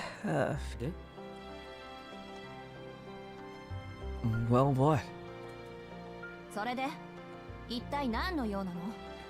what's happening in 20 minutes? Soujyuro's face lit up as she finally understood what she was asking him. そこは秘密にしておきたい。It's a secret. He said with a perfectly straight face. 慣れ始めたつもりだったけど、こいつのこういったテンポに失神しそうになるわ。Every time I think I got this guy figured out, he finds a way to trip me up. Her frustration was natural. Still, she did everything she could to stifle her feelings and fake a smile. しずきくん？ You want to repeat that, Suzuki? She took a step forward. 秘密だってば。 Yep, I knew it. Like I said, it's a secret. Feeling the mood change drastically, Soujyuro took a step back. And another, and another. No matter how many steps he took back, she kept edging toward him. She was smiling, but he thought he could see the blood boiling beneath her skin. これ、最後の質問にしとくわね。 Last question. あなた、私をからかって楽しい？ Do you enjoy mocking me? He had no intention of mocking her. Though at this point he doubted presenting any evidence to prove this would do much to erase that forced smile on her face. わかった。説明する。Let me explain. His arms raised in surrender. She halted her advance and freed her face from that unseemly smile. 実は1時からアルバイトがあるんだ。でもここはそういうの禁止なんだろ？ I see. Yeah, there's that rule that's... I guess it's a real thing in Japan because it's in so many anime that they're apparently not allowed to have them. The truth is that my part-time job shift starts at 1. But students aren't allowed to have jobs, right? そうだけど、あ、禁止されてるから秘密にしようと思ったの？バカね。それなら許可さえ下りていれば問題ないわよ。 Yeah. Wait. Were you being tight-lipped because you thought you'd get in trouble? All you have to do is get permission, dweeb! 知ってる。試験の時に許可をもらってる。 Wait, then why are you worried? I know, and I did. I got permission when they accepted me to the school. Then why are you worried? へえ。 Really? Alko's face lit up as she realized he might not be the piece of work she thought him to be. Yet. しかし、許可は一つしかもらえなかった。Ah.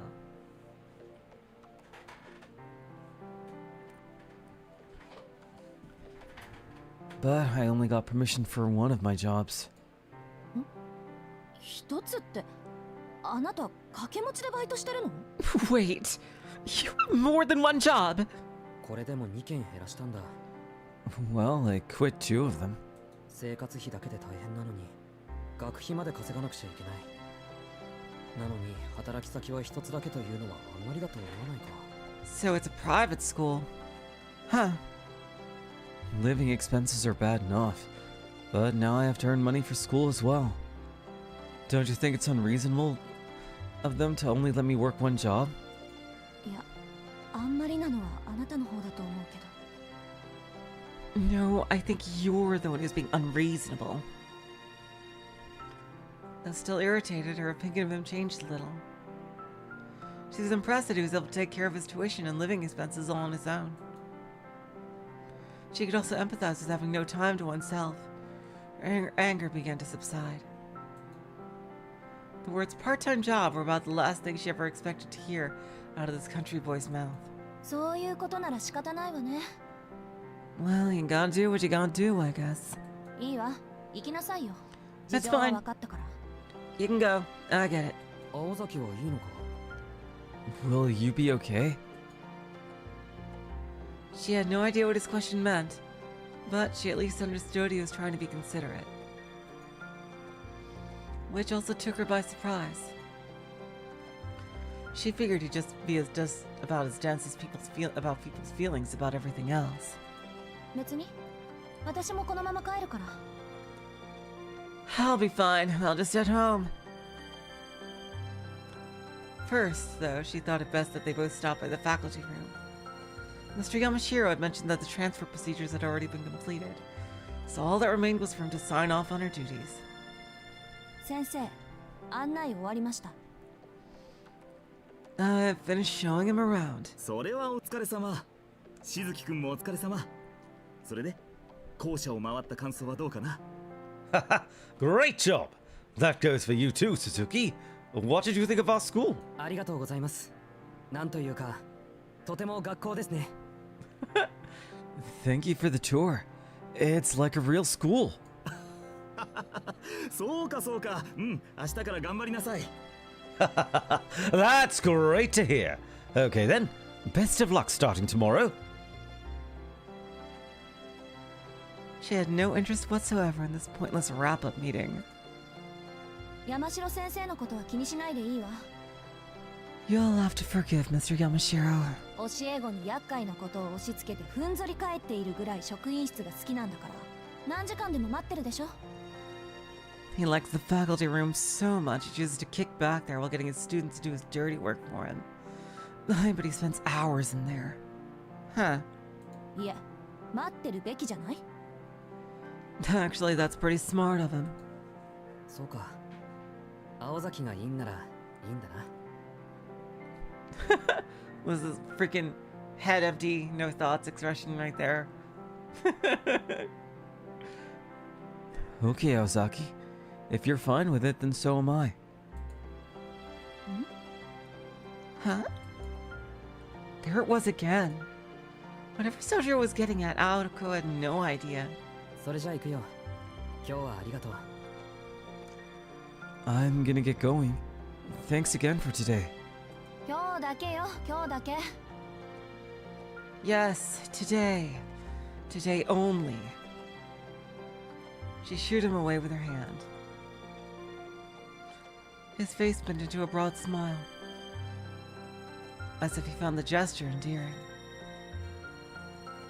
It was a softer expression than she had grown accustomed to seeing out of him.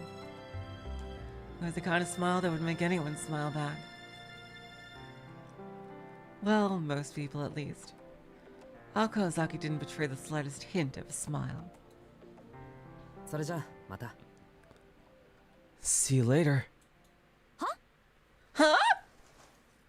And with that friendly farewell, Soujyuro walked toward the end of the hallway. Or so she thought before he turned to the next class over. Did he just... Soujyuro had to straight from one of the... Oh, he's totally a fucking assassin or some shit. What the fuck? Soujyuro had to straight from one of the classroom's windows. Whereupon he opened it with ease. The chilly November air filled the room as the soft sounds of the rain doubled in volume. In that instant, she realized his intention with opening the window. She really wished she hadn't. いや、待て待て待て！ No, stop, stop, stop! He already had one leg out the window when she dashed to stop him. 何するつもりよ、あんたは！ What do you think you're doing? 何ってアルバイトに行くんだけど。 What am I doing? I'm leaving for my job, that's what. その窓は人が出入りするところじゃないの。 You do know that this window isn't an exit, don't you? だいたいここ何階だと思ってるの？ I mean, do you even know what floor you're on? She saw the light of understanding dawn in his eyes. 死ぬところだった。2階から降りたら危なすぎる。 Yeah, right. Oh my god, I almost died. Who would put an exit here? This is dangerous. Yeah, you are mega sus, man. 危ないのはあんたの頭。 It's the lack of something between your ears that's dangerous. Her insult went right over his head. あのね、こっちじゃ窓から人は出入りしないの。さっき言っとくべきだった。 People here don't normally enter and exit through windows, okay? You should probably remember this information for future reference. 知ってるよ。時間がないんで慌ててたんだ。 Yeah, exactly. Oh, I know. I just wanted to save some time. ありがとう。これからは気をつける。 But thanks. I'll be more careful from now on. the fucking face. He pulled his leg back inside and closed the window. His school uniform was soaking wet from the rain. いいけど、私は別に。 Hey, be my guest. あなたがどこから外に出ようが関係ないもの。ただ、できれば私の前ではやらないでほしいだけよ。 Go outside any way you like. Just don't do it in front of me from now on. それより、あなた、本当に明日から学校に来るの？ Anyway, you start school tomorrow, right? 来るよ。不安だけど案内してもらったし。 Yeah, I'm a little nervous though, which is why I came in early for the tour.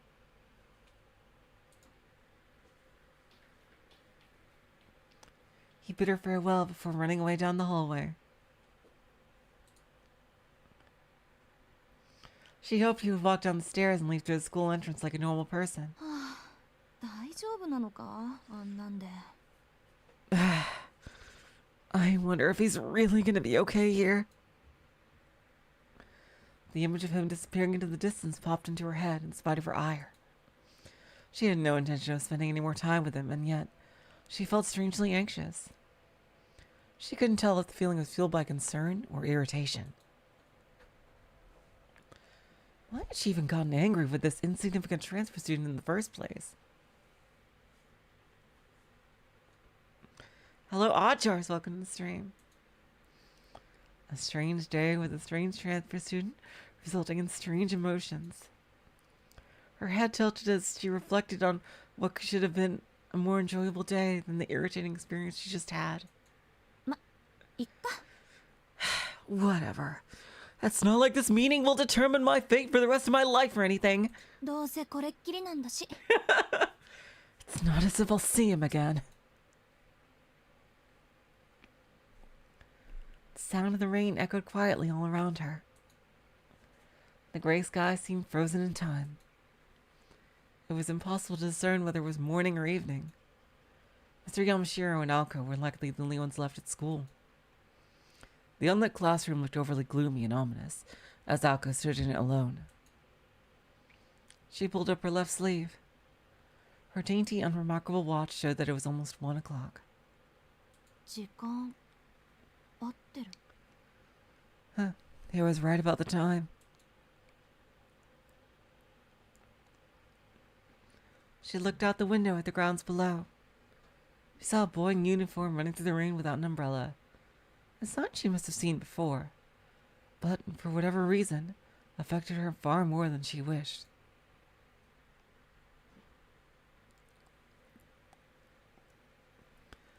Alko did not stop by the faculty room before heading home. While Mr. Yamashiro's offer to drive her home was tempting, she decided it would ultimately be far more satisfying to ruin his day just as he had hers. Also kind of unsafe to do that. She walked as quietly as she could toward the entrance and opened her bright red umbrella. As she had predicted that morning, the rain was waning in the afternoon. At this rate, it would probably cease completely in an hour or so. The distant sunshine would likely have either reached her by the time she arrived home. ま、それも悪くないか。 I wonder if she's gonna see what his job is. Well, I suppose it could be worse. She shrugged her shoulders in resignation. She neither liked nor disliked rain, but she found herself enjoying her walk home with her red umbrella in hand. The teachers at Misaki High School weren't fond of bright colors, so Alko's red umbrella was an unusual sight. A ghost story about how the umbrella was once pure white had been making the rounds, but it featured Alko instead of a ghost. Oh, God. It was with that umbrella that she made her way toward Misaki Station.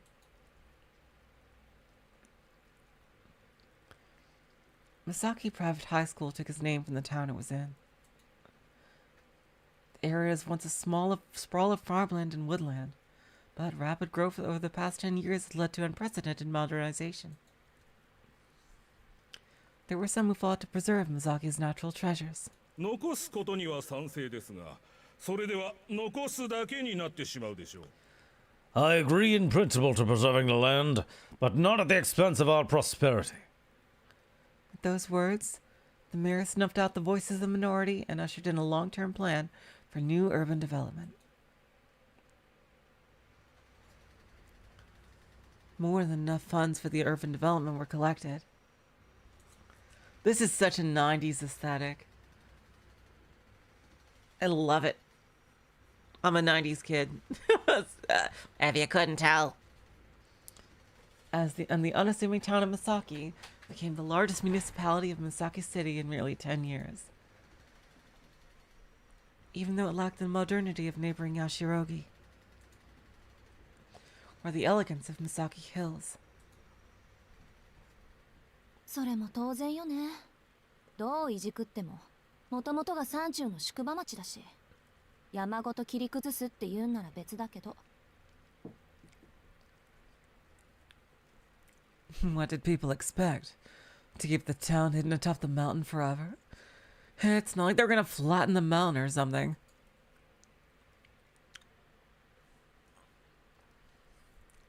Urbanization had been contained to the lowlands around the station, with most of the hills and mountains still standing as they did 10 years prior. The exhaustions of funds succeeded in protecting the old Misaki, where the citizens could not.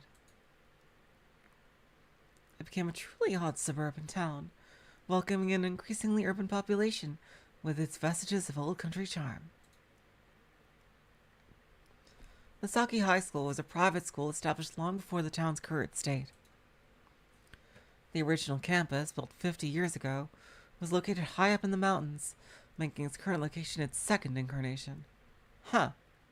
Interesting. So there's an old abandoned schoolhouse. I see.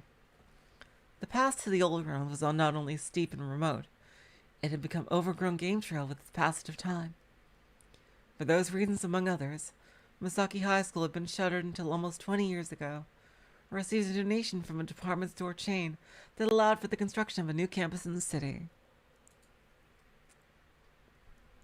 And thus, Misaki High School reopened its doors, the old woodland campus forgotten. Ah, a totally haunted place.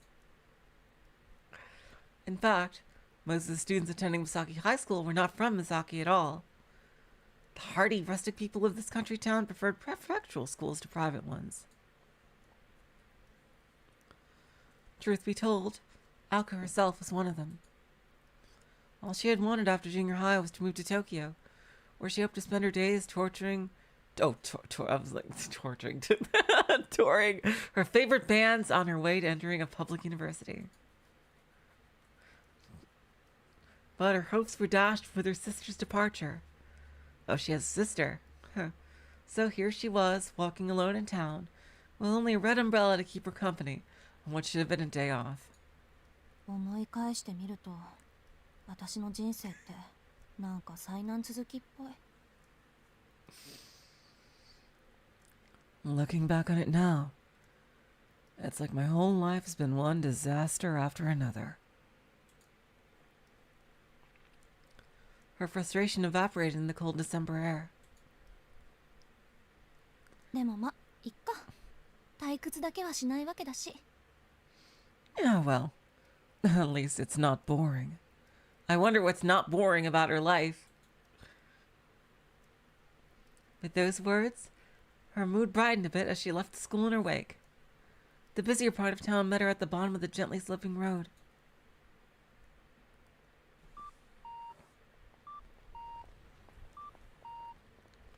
Something's gonna happen at the crosswalk here. Misaki's train station was brand new. Once looking no prettier than an abandoned factory, it had been renovated into a multi-purpose structure with huge department stores on its east and west sides. Ah, I love it! Oh, wow.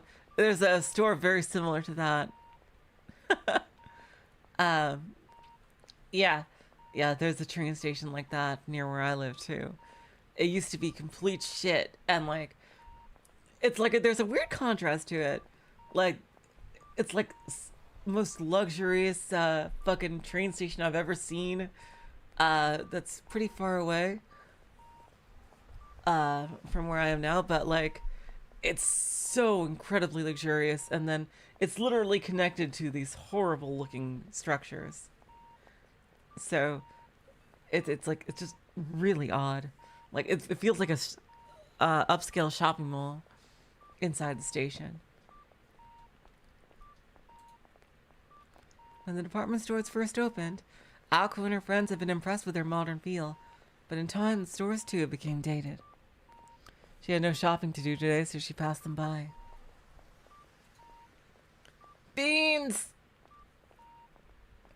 What she really wanted to do was rest at a cafe, but she fought the urge, knowing her roommate would never let her hear the end of it if she frittered away her money. Something's happening. Uh-oh. She looked back and blinked. For just a moment, she could have sworn she'd seen someone suspicious in a red dress out of the corner of her eye. Ooh.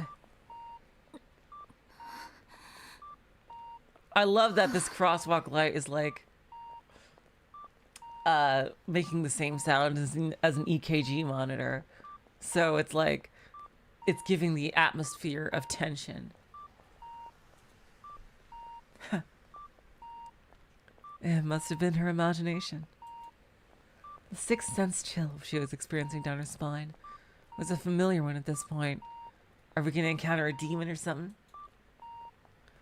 She continued her walk home, brushing off the event as if it had never happened.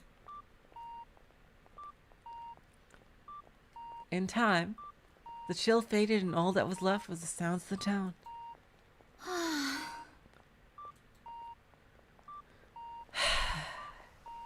She sighed heavily. Had she imagined it? Even if it had all been in her head, she was far from comfortable with the feelings that still lingered. 夏場の方ってもう少しこう Even mosquitoes have the grace to buzz off eventually. She grumbled under her breath. 波乱万丈商売繁盛諸行無常と Whether good or bad, this too shall pass, so the saying goes. そうそう忙しさに愚痴を言っても始まらないわ Yep, I got enough on my plate as it is. Unfortunately, summer and bugs go hand in hand. She could see how bugs could be drawn to all the sweet fruit.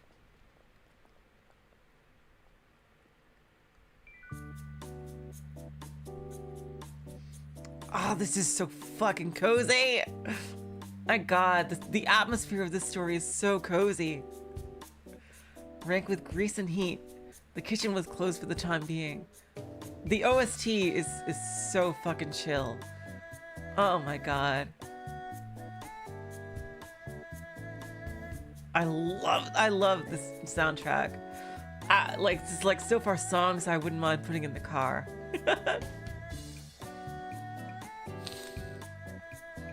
Rank with grease and heat, the kitchen was closed for the time being. The lunch rush had come and gone. But one last battle remained. Dinner time. Only after the evening chaos could the kitchen crew remove their white armor and call it a day. I'm guessing this is one of Soujyuro's jobs? And the Miss of the War Zone was a lone newcomer. これ着るんですか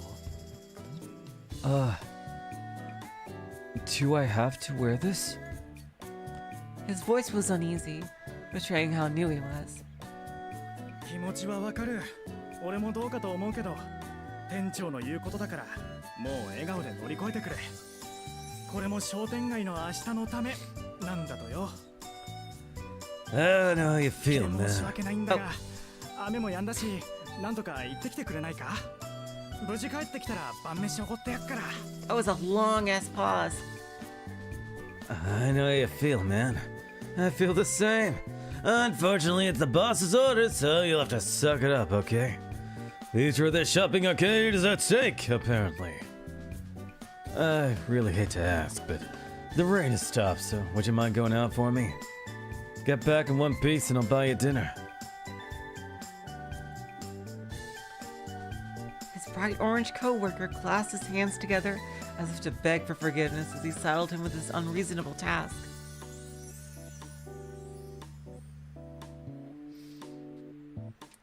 "10 years ago, Misaki City was a town of farm and woodland. But everything had changed. The front of the station was now lined with tall multi-story buildings.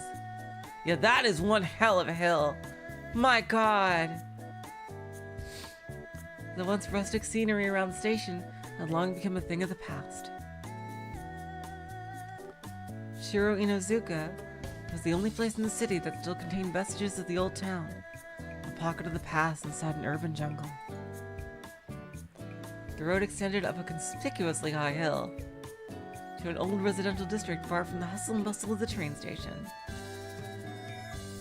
Long ago, it had been considered unwise to build on high ground, so nobody lived above a certain elevation. Shiro Inuzuka, sitting up as it did atop a hill in the middle of town, was no exception to that convention, and had no residences to speak of. The asphalt continued for some time, eventually giving way to a mountain road that was swallowed into the cover of trees.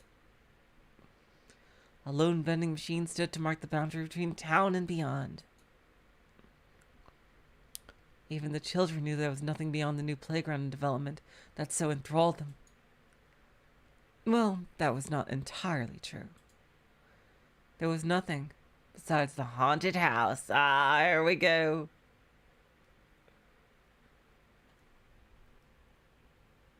Aoko Aozaki traversed the long slope. God, the art is incredible. God. My God. This is like the definition of production values. I can't, like, Jesus Christ. Below her, she could see the whole of Misaki. Symmetrical town looked like a miniature set from this height. It would look like a painting if there had been a sea next to it. But unfortunately, Misaki City was very much landlocked.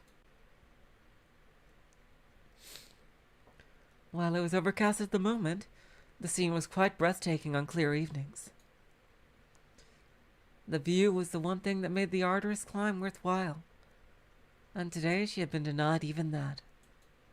ああ、雨の日は自転車も使えないし、1日に2回ぐらいバスでも通ってくれないもんかな、ほんと。I'd cycle home if it wasn't for this rain. Even a bus route would be a fine thing. Aoko had been using this road to get to school for almost 2 years now, but the journey had never gotten easier. あれ、鍵閉まったまま？ Huh? It's locked. アリス、まだ帰ってきてないんだ。 I guess Alice isn't back yet. With a weary shrug, she put her hand on the rusty iron fence.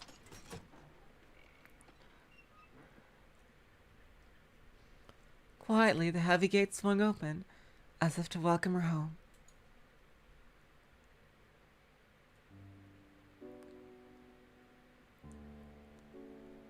There sits atop that hill a haunted house. That is how the story pretty much shared around town used to begin. But fresh rumors about the house had sprung to life almost as fast as the town's modernization.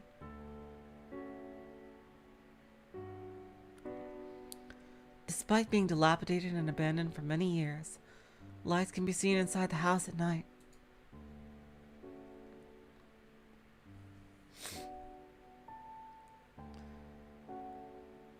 An angry murder of crows often gathers atop the hill before mysteriously vanishing. I love the music too, Spheromancer! Children get lost in the fog, never to be seen again.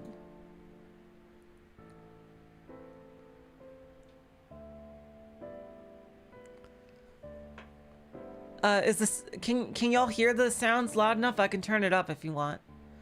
Late at night, a shrieking sound can be heard all the way to town.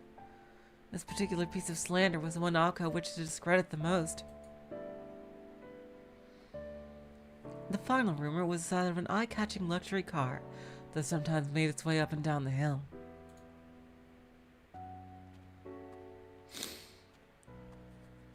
The rumors spread and grew by the day. And while they grew, the house that everyone thought had rotted away was restored over the recent years. Deep in a wood on top of a hill no one dared to approach.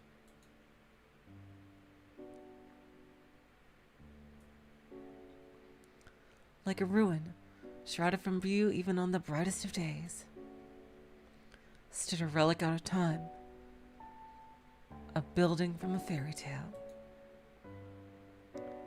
The house.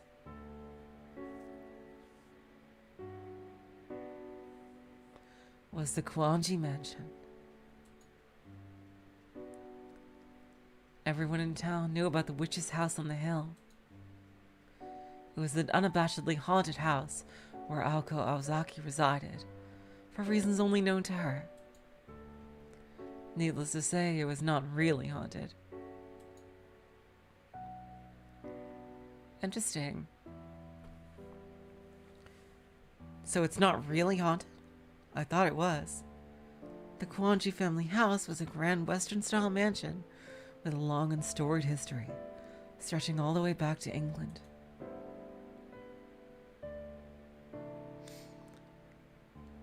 It was too small to be a dormitory, yet too big to be called a house.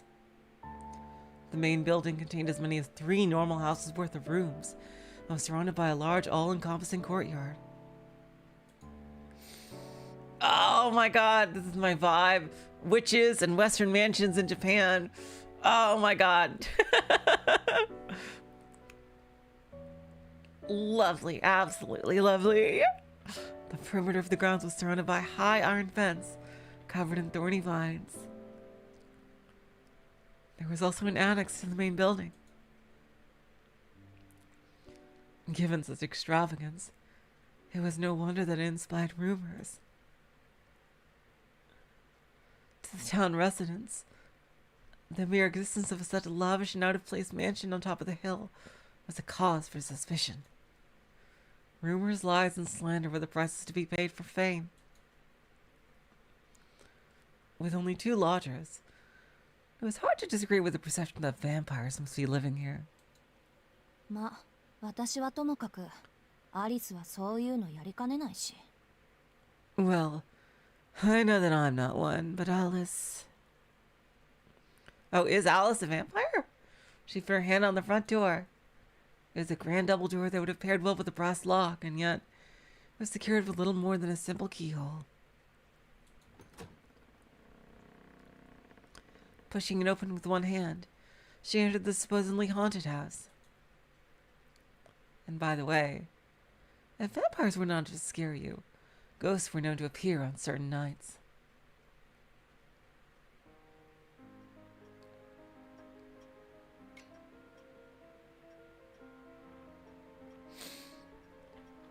Much like the weather outside, the foyer was overcast with shades of gray. Perhaps by deliberate design, the architect had chosen not to include any lights in the entrance area. The ceiling was 2 floors high. The only light in the room came from the skylight. It was particularly gloomy on rainy days. On moonless nights, it was like the world itself ceased to be. Aoko decided that the drawing room to the east would be a good place to rest. But knowing that she would not be able to relax until she changed clothes, she started upstairs. Stairs curled up the wall of the 2nd floor hall. There was a 3rd floor attic as well, accessible from the far end of the hall. She'd never set foot in there in the 2 years she had lived here, though. Ooh. Huh. The Kuonji mansion was more or less divided into 2 wings, east and west. Aoko had been given the entire east wing, but 2 rooms were more than enough as far as she was concerned. She had no desire to open a door that would trap you in a storybook world, or lead to an attic that had only been used for storage these last 5 years. Damn. Aoko's room was at the end of the east wing's long corridor. She had elected for a smaller room for no other reason other than that she thought it would be easier to clean. It was furnished with a large bed, her beloved mahogany desk, Mahogany. a wardrobe and chest for her clothes, and 2 9-shelf bookcases. She also plays guitar, clearly. That was the extent of what she'd brought from home. Her entire life of 16 years reduced to this. So she... Interesting, so she didn't always live here. I wonder why she came here. Probably has to do with her magical powers. She also... if she is the titular witch on the Holy Night, She'd also brought the next room down for her own purposes. Borrowed the next room down. そうだ、アリスにもらった見張りと壊れてないかチェックしないと。 Oh, yeah. I should check on the watchtower I got from Alice.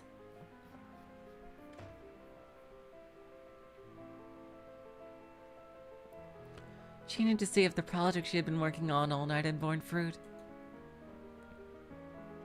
Watchtower, huh? The study next door served as proof of the life she had been living for the last year, and how different that life was from the one she had lived before. It was not a room for the person she had been.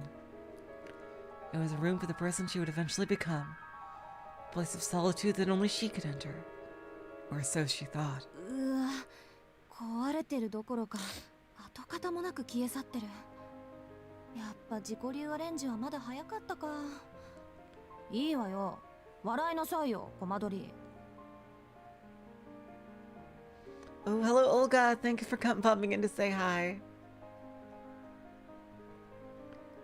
Well, not only did it break, it vanished without a trace. Looks like I still got a long way to go. Go ahead, laugh it up, Robin.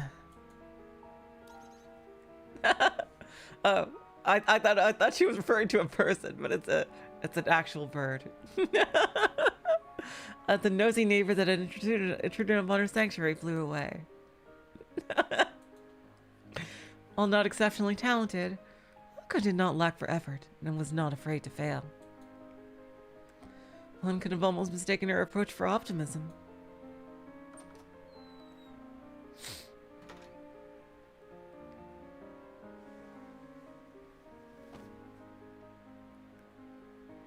She changed out of her uniform and returned to the first floor.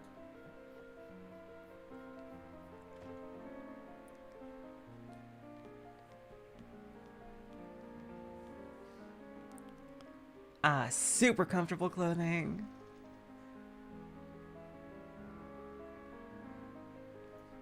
Of course it's vague. Because they're trying to build up to things. Nado. Downstairs, she opened the door to the east wing into the corridor, as dark as a cellar. The absence of windows meant it was pitch black without the lights on, so she flicked the switch and entered the nearby doorway. Hello, Kuros, welcome to the stream. Yep, I decided it was finally time.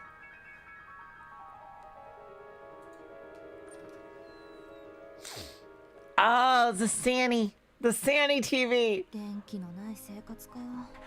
想像したくないな。 The Sanny ploy station, which probably, depending on when this story takes place, will come out soon or has just come out.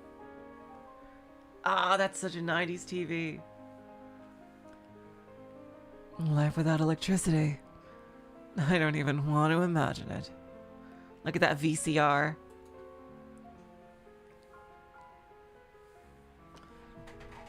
It had been her idea to update the drawing room. The walls were decorated with extravagant patterns, and around the room were large, majestic sofas and a luxurious Persian rug.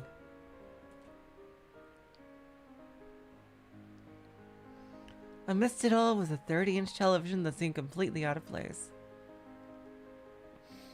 Looks lovely! It looks lovely! I could totally see like a Nintendo or a PlayStation just sitting right in one of these little cubbies. It stood looking over the other furniture like the emperor with no clothes. The mansion's owner would have rather done without it, but to a commoner like Alco, it was an essential commodity. They had fought over its presence at first, but eventually came to an agreement and now mutually enjoyed this modern comfort. なんだ、人のことは言えないか。うちも案外時代錯誤な家だった。 Guess I'm one to talk. I came from a pretty traditional household myself. Now in a somewhat pleasant mood, she decided to brew some tea. She boiled some water in the kitchen, prepared a teapot, and made herself some black tea.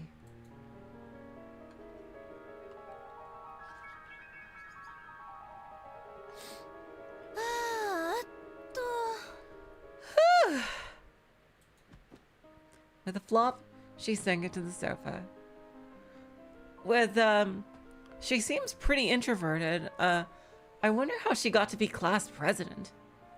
It seems like that's something she would shy away from.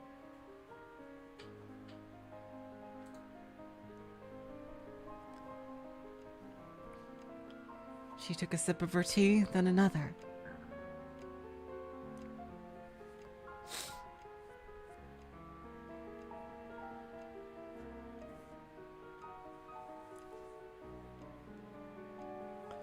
Love this so much, love this atmosphere. I love it so much.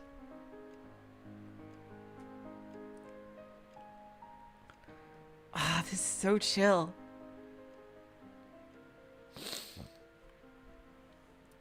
Lulled by the ticking of the clock, she took a third sip as she pondered how to spend her afternoon. The sofa almost seemed to be inviting her, and she sunk even further into its comforting embrace. Ah, there's somebody.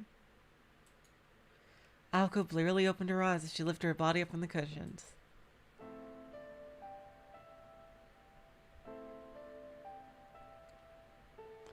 This was no dream or delusion. At some point, a girl had sat down across from her. Not the least bit surprised, she reached for her teacup. Is she a ghost? But the tea within had gone completely cold. 寝てた。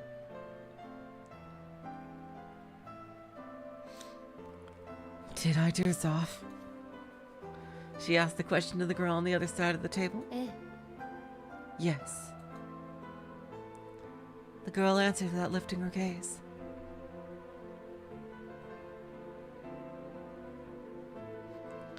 When silent, she could have been mistaken for a beautiful doll. The girl sitting on the opposite sofa was reading an old book. Hey, Yankee, welcome to the stream. She had delicate limbs and pale white skin. Oh, the art is phenomenal in this fan, seriously. My god. Not a hint of humanity emanated from a melancholic aura. She had darker hair than Aoko, and her icy eyes were focused on the pages in front of her. Her clothes resembled that of a nun, but were actually her school uniform. Really? Yeah, I thought it was a nun's clothes. That's a school uniform? Jeez. In Aoko's humble opinion, the gloominess suited her. She evoked something like out of a painting. There was something unreal about her, as if she were frozen in time. The white of her gently arched neck was so lovely that even Aoko found herself enchanted by it. The girl was one of the haunted house's 2 residents. Her name was Alice Kuonji. Oh, this is Alice, I see. And she was the same age as Aoko. 私どれくらい寝てた？ How long was I asleep? 1時間と少し。ここで眠ると風邪ひくわよ。 At least an hour. You'll catch a cold if you keep sleeping here. Alice answered indifferently. Not that it bothered Aoko, who was now used to it. She looked at the clock on the wall and saw that it was already 7. She had been asleep for 2 hours. Hello, Lestat. Welcome to the stream. The day had been a rough one for her, and she had slept little the night before. So it was no surprise that she had dozed off for as long as she had. 起こしてくれてもよかったのに。 You could have woken me up. せっかくの紅茶が冷めちゃったじゃない。 No, my tea's cold. 私が来た時はもう冷めてたわ。 It was already cold by the time I got here. でしょうね。行ってみただけよ。 I'm sure it was. I'm just saying. Aoko drank down the rest of the cold tea in one gulp. In the poorly heated Kuonji mansion, That was more than enough to clear her head and wake up. こうなるとフォートナム&メイソンも何もないわね。 Nothing quite beats this tea. Not even the expensive kind from Britain.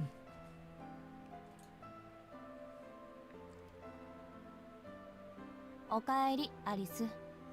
玉の贅沢もあんた抜きじゃ閉まらないってことかしら。 Anyway, welcome home, Alice. The universe seems determined to keep me from even the occasional luxury without you. 今日は薬日か天中殺か。ちょっと早いけど、お参りってのも十分ありかもね。What is it about today? Is it just my luck or what? At this rate, I'm due a temple visit just to be safe. Alko shrugged her shoulders as if resigning herself to her fate. To her fate! それで何があったの？ While she's staying the night, something happened. After 2 years together, they knew each other quite well.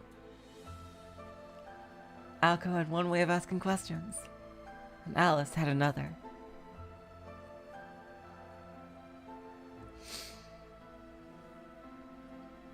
Alice asked without raising her head, and Alko gave her the details. まず謝らなくちゃいけない。 I should start by apologizing. 昨日徹夜で完成させた例のあれ、意味がなくなっちゃったのよ。ちょっと目を離した隙に沸騰しすぎて壊れちゃったみたい。 The project I was working on all night was a total failure. I only took my eyes off it for a second, but I think it boiled over and fell apart.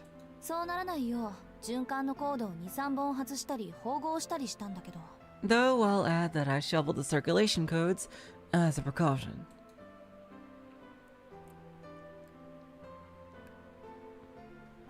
Alko tried to laugh it off as if it was someone else's problem.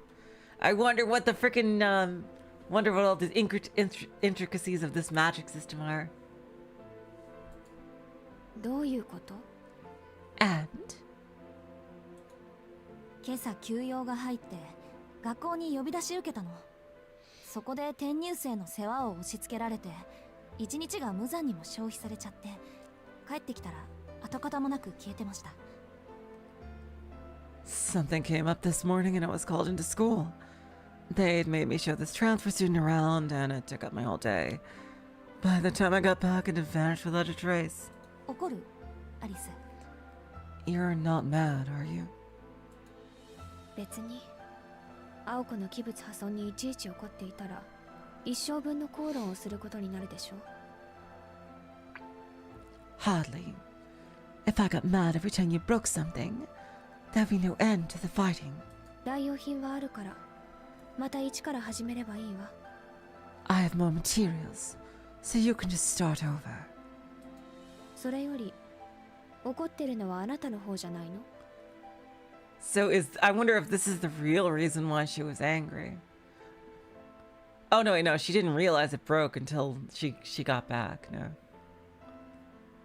However, aren't you really the one who's angry?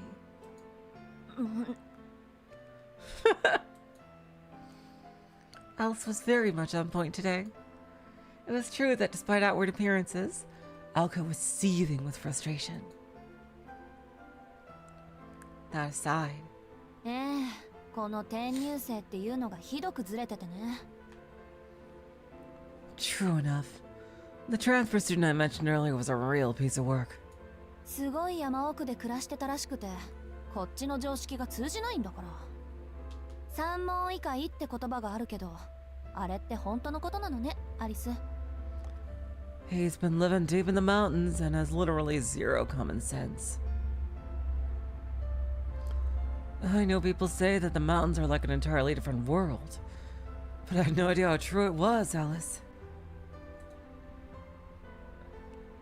Alice raised her head in response to hearing her name. But Alko kept going on before she could get a word in edgewise.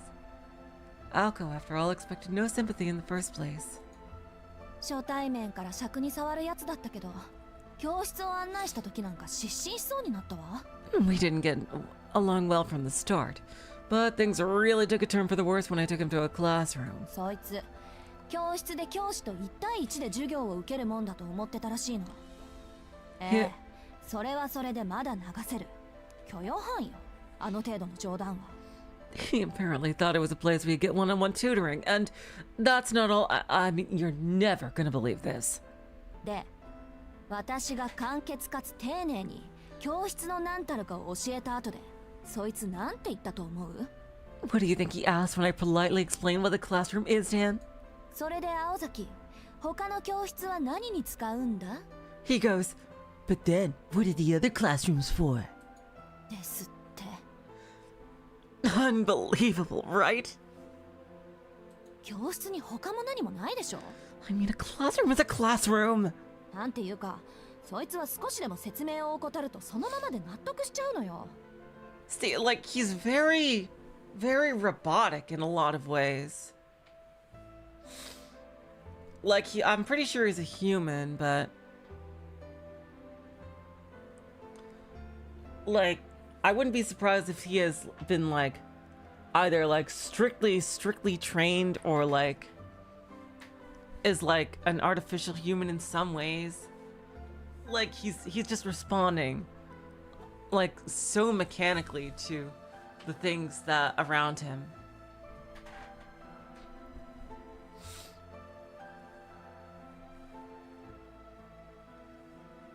And no matter how vague or unhelpful anything I said was, he just kept nodding. 何も疑問に思わないというか、想像力が欠如してるっていうか、想像することに慣れてないっていうか。It's like he was just taking everything at face value.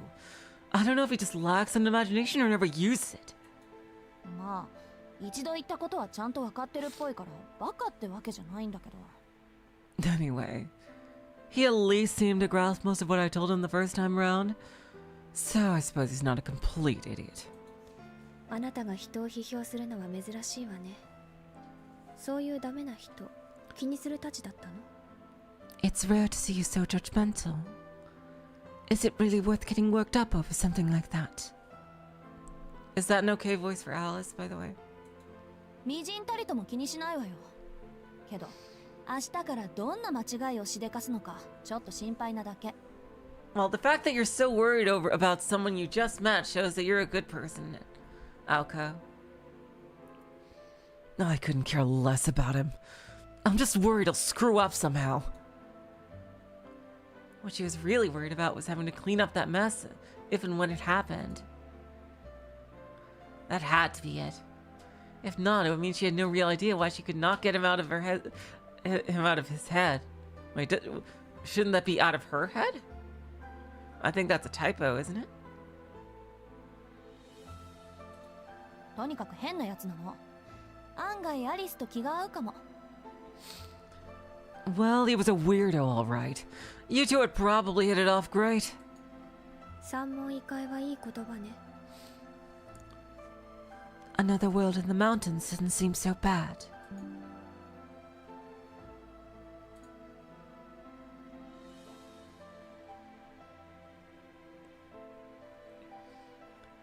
But from her eyes, it was clear that the question of whether they would get along was irrelevant, given that they would never meet in the first place. Aoko gave a non-committal response. ところでアリス、さっきから何読んでるの？ Anyway, what have you been reading? 霊的進化論の二次創作。スピリチュアルダイアリのまがいもの。A book about spiritual evolution based on the spiritual diary. ああ、スウェーデンボリー。そんなの今更読んでも仕方ないんじゃない？ Ah, Swedenborg, huh? Is that really worth reading again? 新書なら退屈だけど、これは偽書だから。I wouldn't bother it if it were the original, but this is a knockoff. 彼の欠点と長所を劇的に褒め上げている。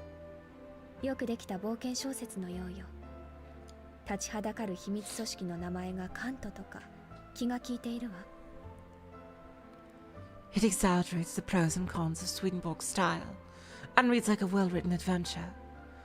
Having the secret organization Kant standing in his way was a nice addition. 筆跡はあなたのおじいさんのものだけど。The handwriting of the notes in the margin belongs to your grandfather, by the way.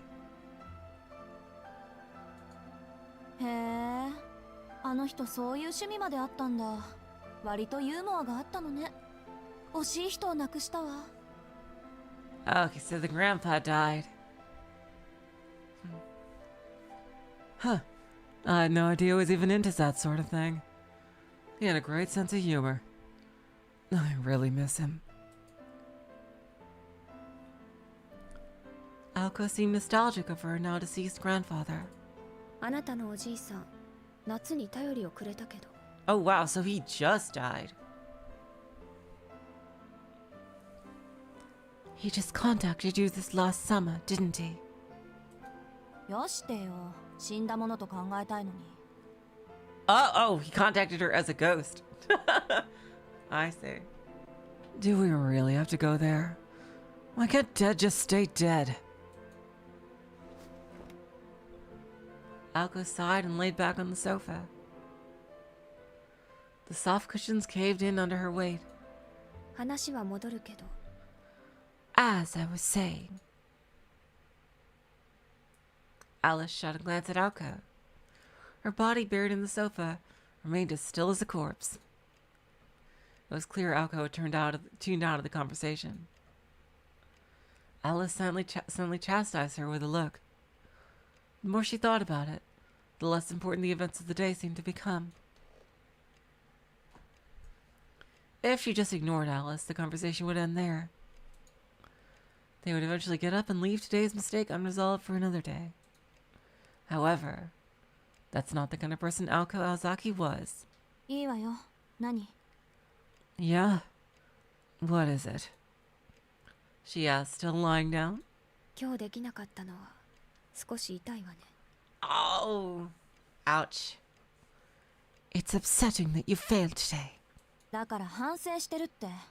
学校優先は一人前になってからでしょ。There we go. Like I said, I'm thinking about it. I need to focus on becoming a full-fledged mage before thinking about school. I know that. ならいいけど。I hope you do. The coldness in her voice made Alko gnash her teeth. She knew what Alice wanted to say. She knew better than anyone. The veneer she wore for school was different than the way she lived at home. While it could be called hiding in plain sight, Alice thought it was silly. And what the silence told her was, 覚悟を決めろって言いたいのよね、あんたは。 make up your mind already. I know. Caught between the two worlds. Today's failure was not a colossal one. She just happened to upset the delicate balance between her home and school lives, chasing one at the expense of the other. And yet that careless mistake was a clear sign of Alka's lack of commitment. アリスは関係ない。これは私が私で決めなくちゃいけないこと。 This doesn't concern Alice. It's my decision to make. She had only known for sure the last year and a half, but she'd had a hunch for as long as she could remember. Make the choice, and the day will come. It was little wonder that her morals and conscience had been stripped away. Alka pushed herself back up. She was met by Alice's cold beauty and wordless gaze. オッケー、アリス。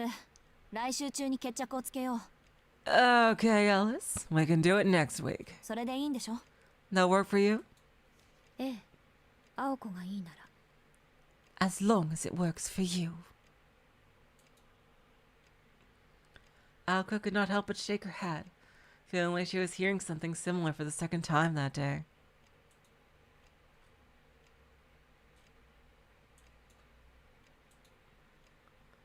Even in the comfort of her own, she couldn't banish thoughts of that country boy from her mind.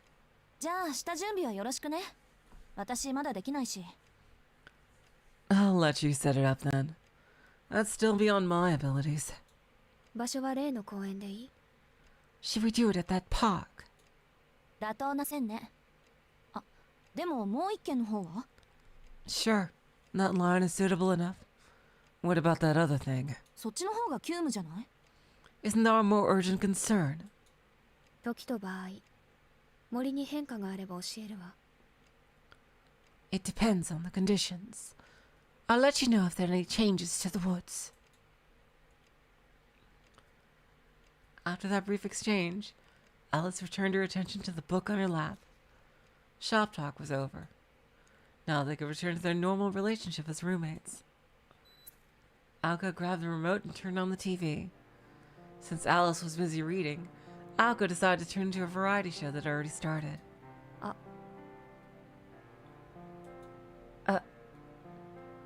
Alice started to speak, but suddenly cut herself off.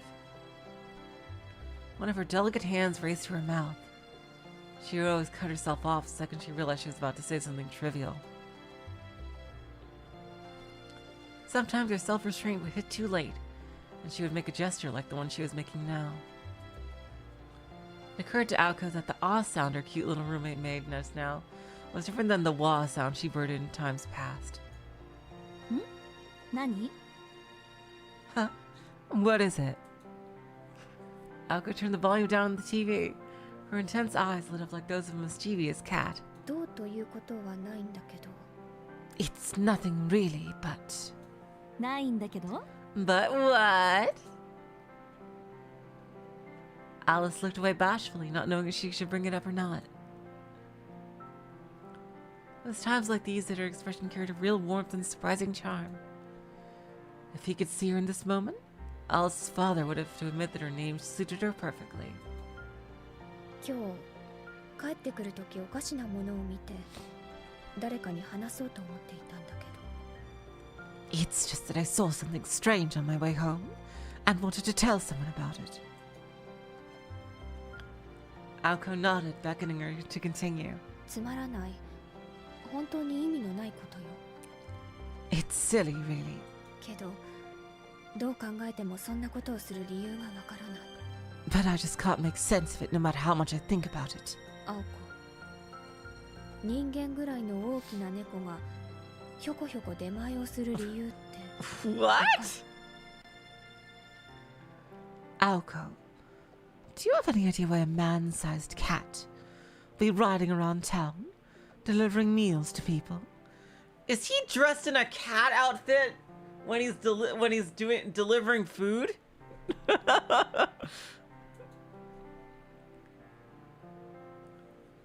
For a second, Aoko thought Alice was failing miserably to make a joke again.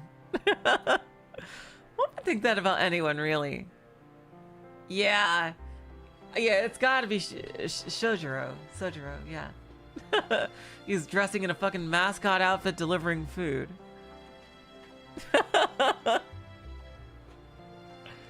One would think that about anyone, really. But she seemed completely serious. Even if Alice's sense of humor fell flat for Aoko, the story already sounded more fanciful than Alice's usually attempted jokes. Aoko concluded that her roommate was talking about something she had actually seen. その話には2つぐらい信じがたい部分があるけど、一つずつ論破していい？ There are a few things off about that. Maybe we should break it down. いいの？私もからくりぐらいは思いつくから。 Let's not. Even I can think of a few mundane explanations. ただ理由がわからないから聞いてるの。わざわざ精巧な猫のぬいぐるみを着て出前のてんやものを届けに行くことって。 Yeah, that's what I 簡 thought. 単かしらね。 I'm just asking because I can't figure out why someone would do that. Maybe it's as simple as someone just dressing up in a finely crafted cat suit to deliver food for a restaurant. 難易度以前にそれをやる人間の常識性を疑うけどね、私は。 I'm more worried about the person doing it than their reasons, personally. Alice nodded attentively at her words. まあ、世の中いろいろあるから。私たちみたいなのもいれば、下界から遮断された山奥で暮らしていたやつまで10人といるよ。 But whatever does it for them, I guess. In a world with people like us and weirdos that live like mountain hermits, there is no telling what kinds of freaks are out there. 私だったら見かけたら声かけて理由を尋ねただろうけど。 I personally would have just gone up to them and asked what they were doing.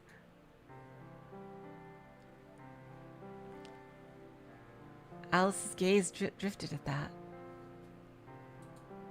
ふん。暮れゆく住宅街にさまよう出前猫か。背景が夕焼けだったらファンタジーだったでしょうに。A delivery cat riding through the neighborhood in the evening. Sounds like something straight out of a fantasy story. で、今日の夕飯どうする？せっかく話が出たし、私らもてんやものにしようか。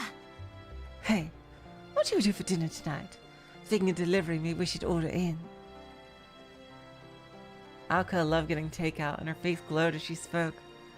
They had no hard rules for dinner, but if one of them— oh, god damn it! Oh, the first wrong speaker moment. Fuck fairies! God damn it!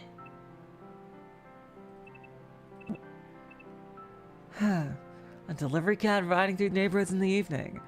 Sounds like something straight out of a fantasy story.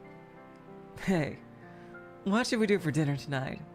Speaking of delivery, maybe we should order in. They had no hard rules for dinner, but if one of them was in the mood to cook, they made it a point to make enough for two. At the very worst, they spent entire weeks without dinner. The two of them agreed that this was the system that worked out best for them.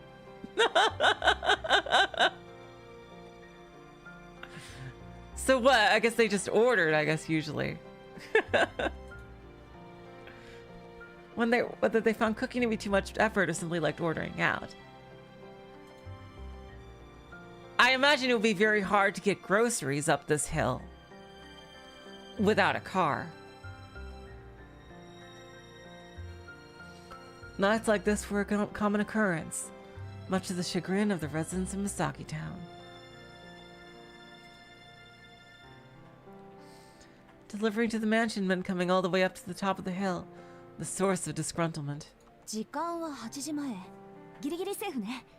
私今月がいいな。あそこの月見そば最近ご無沙汰だったし。It's still before 8, so we're good.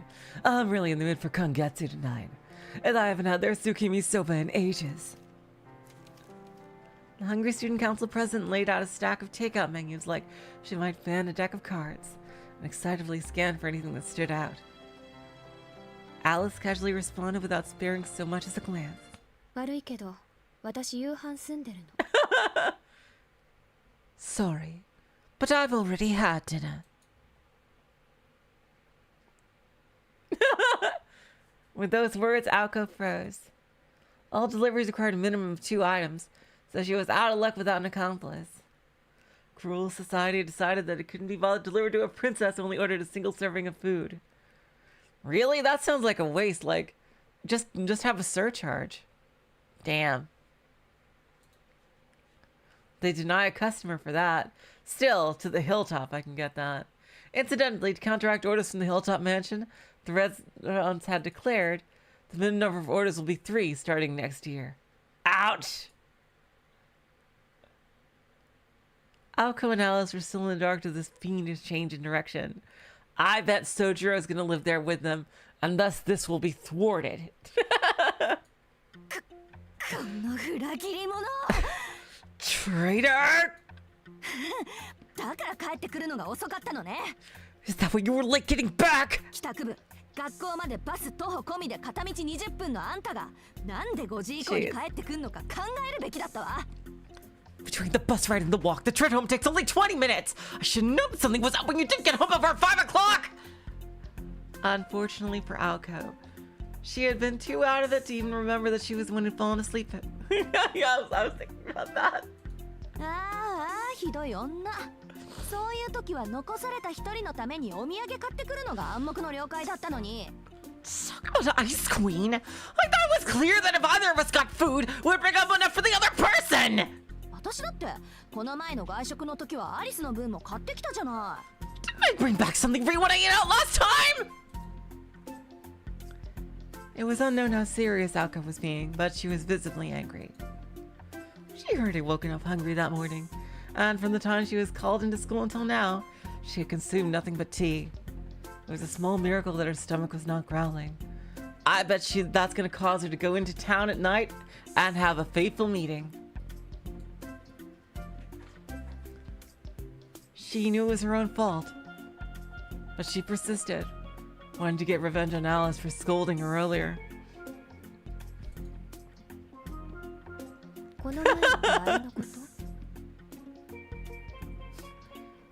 By last time, you mean?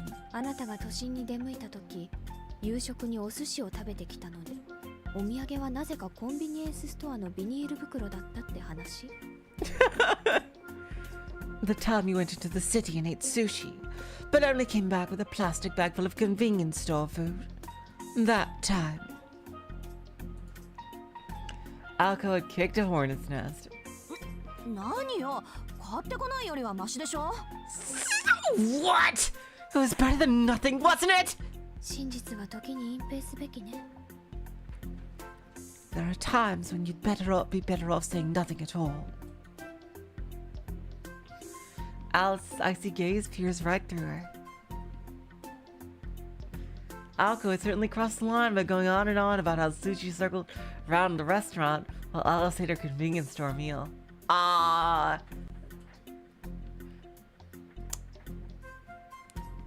I'm lucky to have one of those, a revolving sushi place quite close to me. But new things fascinated her, and she didn't. Oh, I guess those were brand new. Huh. And she couldn't quite contain her curiosity toward the conveyor belt sushi stops that started popping up at the time. They were nothing short of miraculous. Like, they used to have it so that different colored plates had different prices, but now they all just have a flat price for each plate. Even honesty can be a sin, given the right circumstances. わかった。わかりました。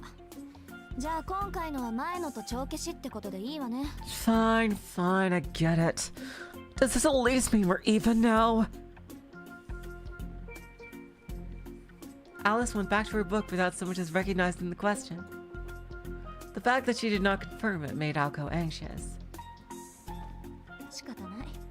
今日は薬日だし、おとなしく台所に立って料理の腕を磨くとしましょう。Well, today has been a total disaster. I guess I'll just whip up something in the kitchen. She stood up, announcing her intent to no one in particular. あ、聞き忘れてた。アリス、どこで夕食済ませたの？ I wonder if it's a sushi place. Oh, I almost forgot to ask. Where'd you end up eating anyway? Alice's hand froze over her current page. She suddenly shut the book she was reading and stood up, as if at wit's end. She walked across the drawing room with her book in hand. When she reached the door, she stepped and turned toward Alco. 聞きたい。 You really want to know? まあ、なんとなく。Sure? Alco nodded timidly, cowed by Alice's sudden vigor. Alice continued in her matter-of-fact way.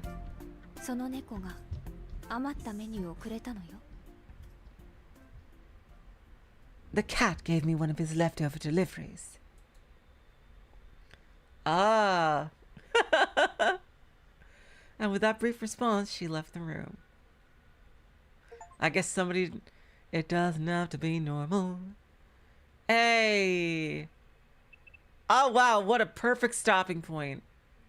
Little happening of last night.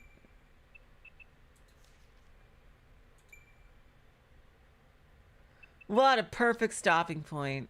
All right, you guys. That will be our first episode of Witch on the Holy Night.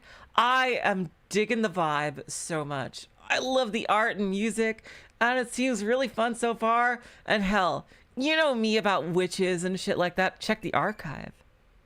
Okay. Oh my god, look at these books! What the fuck is this? First star, mistake, cat. What the hell is this? Something important for next stream. Cats and mistakes. Oh, it's CGs. I see, it's background CGs. No, what just happened? Oh god, I clicked something. No, go back. Go back. No, I don't want to exit the game. Yes, okay. Oh, it's extra scenes. It's like Umineko. Oh. What is this? All right, I'll start with this then next time. Oh, thank you. Okay, thank you about that. Oh, that is so cool. Yeah, it's like the Higurashi little hint things. Yeah. It reminds me very much of Higurashi tips.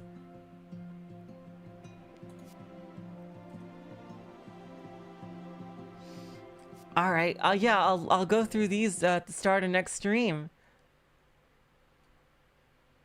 Until next, I am really hyped to continue this, you guys. If it says new, check it out, I will. Until next time, I will say so long, farewell, auf Wiedersehen, good night. You're all the sweetest of hearts. See ya. Oh, and by the way, next time is whatchamacallit? On Friday. Next time is next Friday. So or Thursday, late Thursday or Friday. It's yeah. However you want to call it. Late Thursday, early Friday morning Australia time. So, until next time, see ya.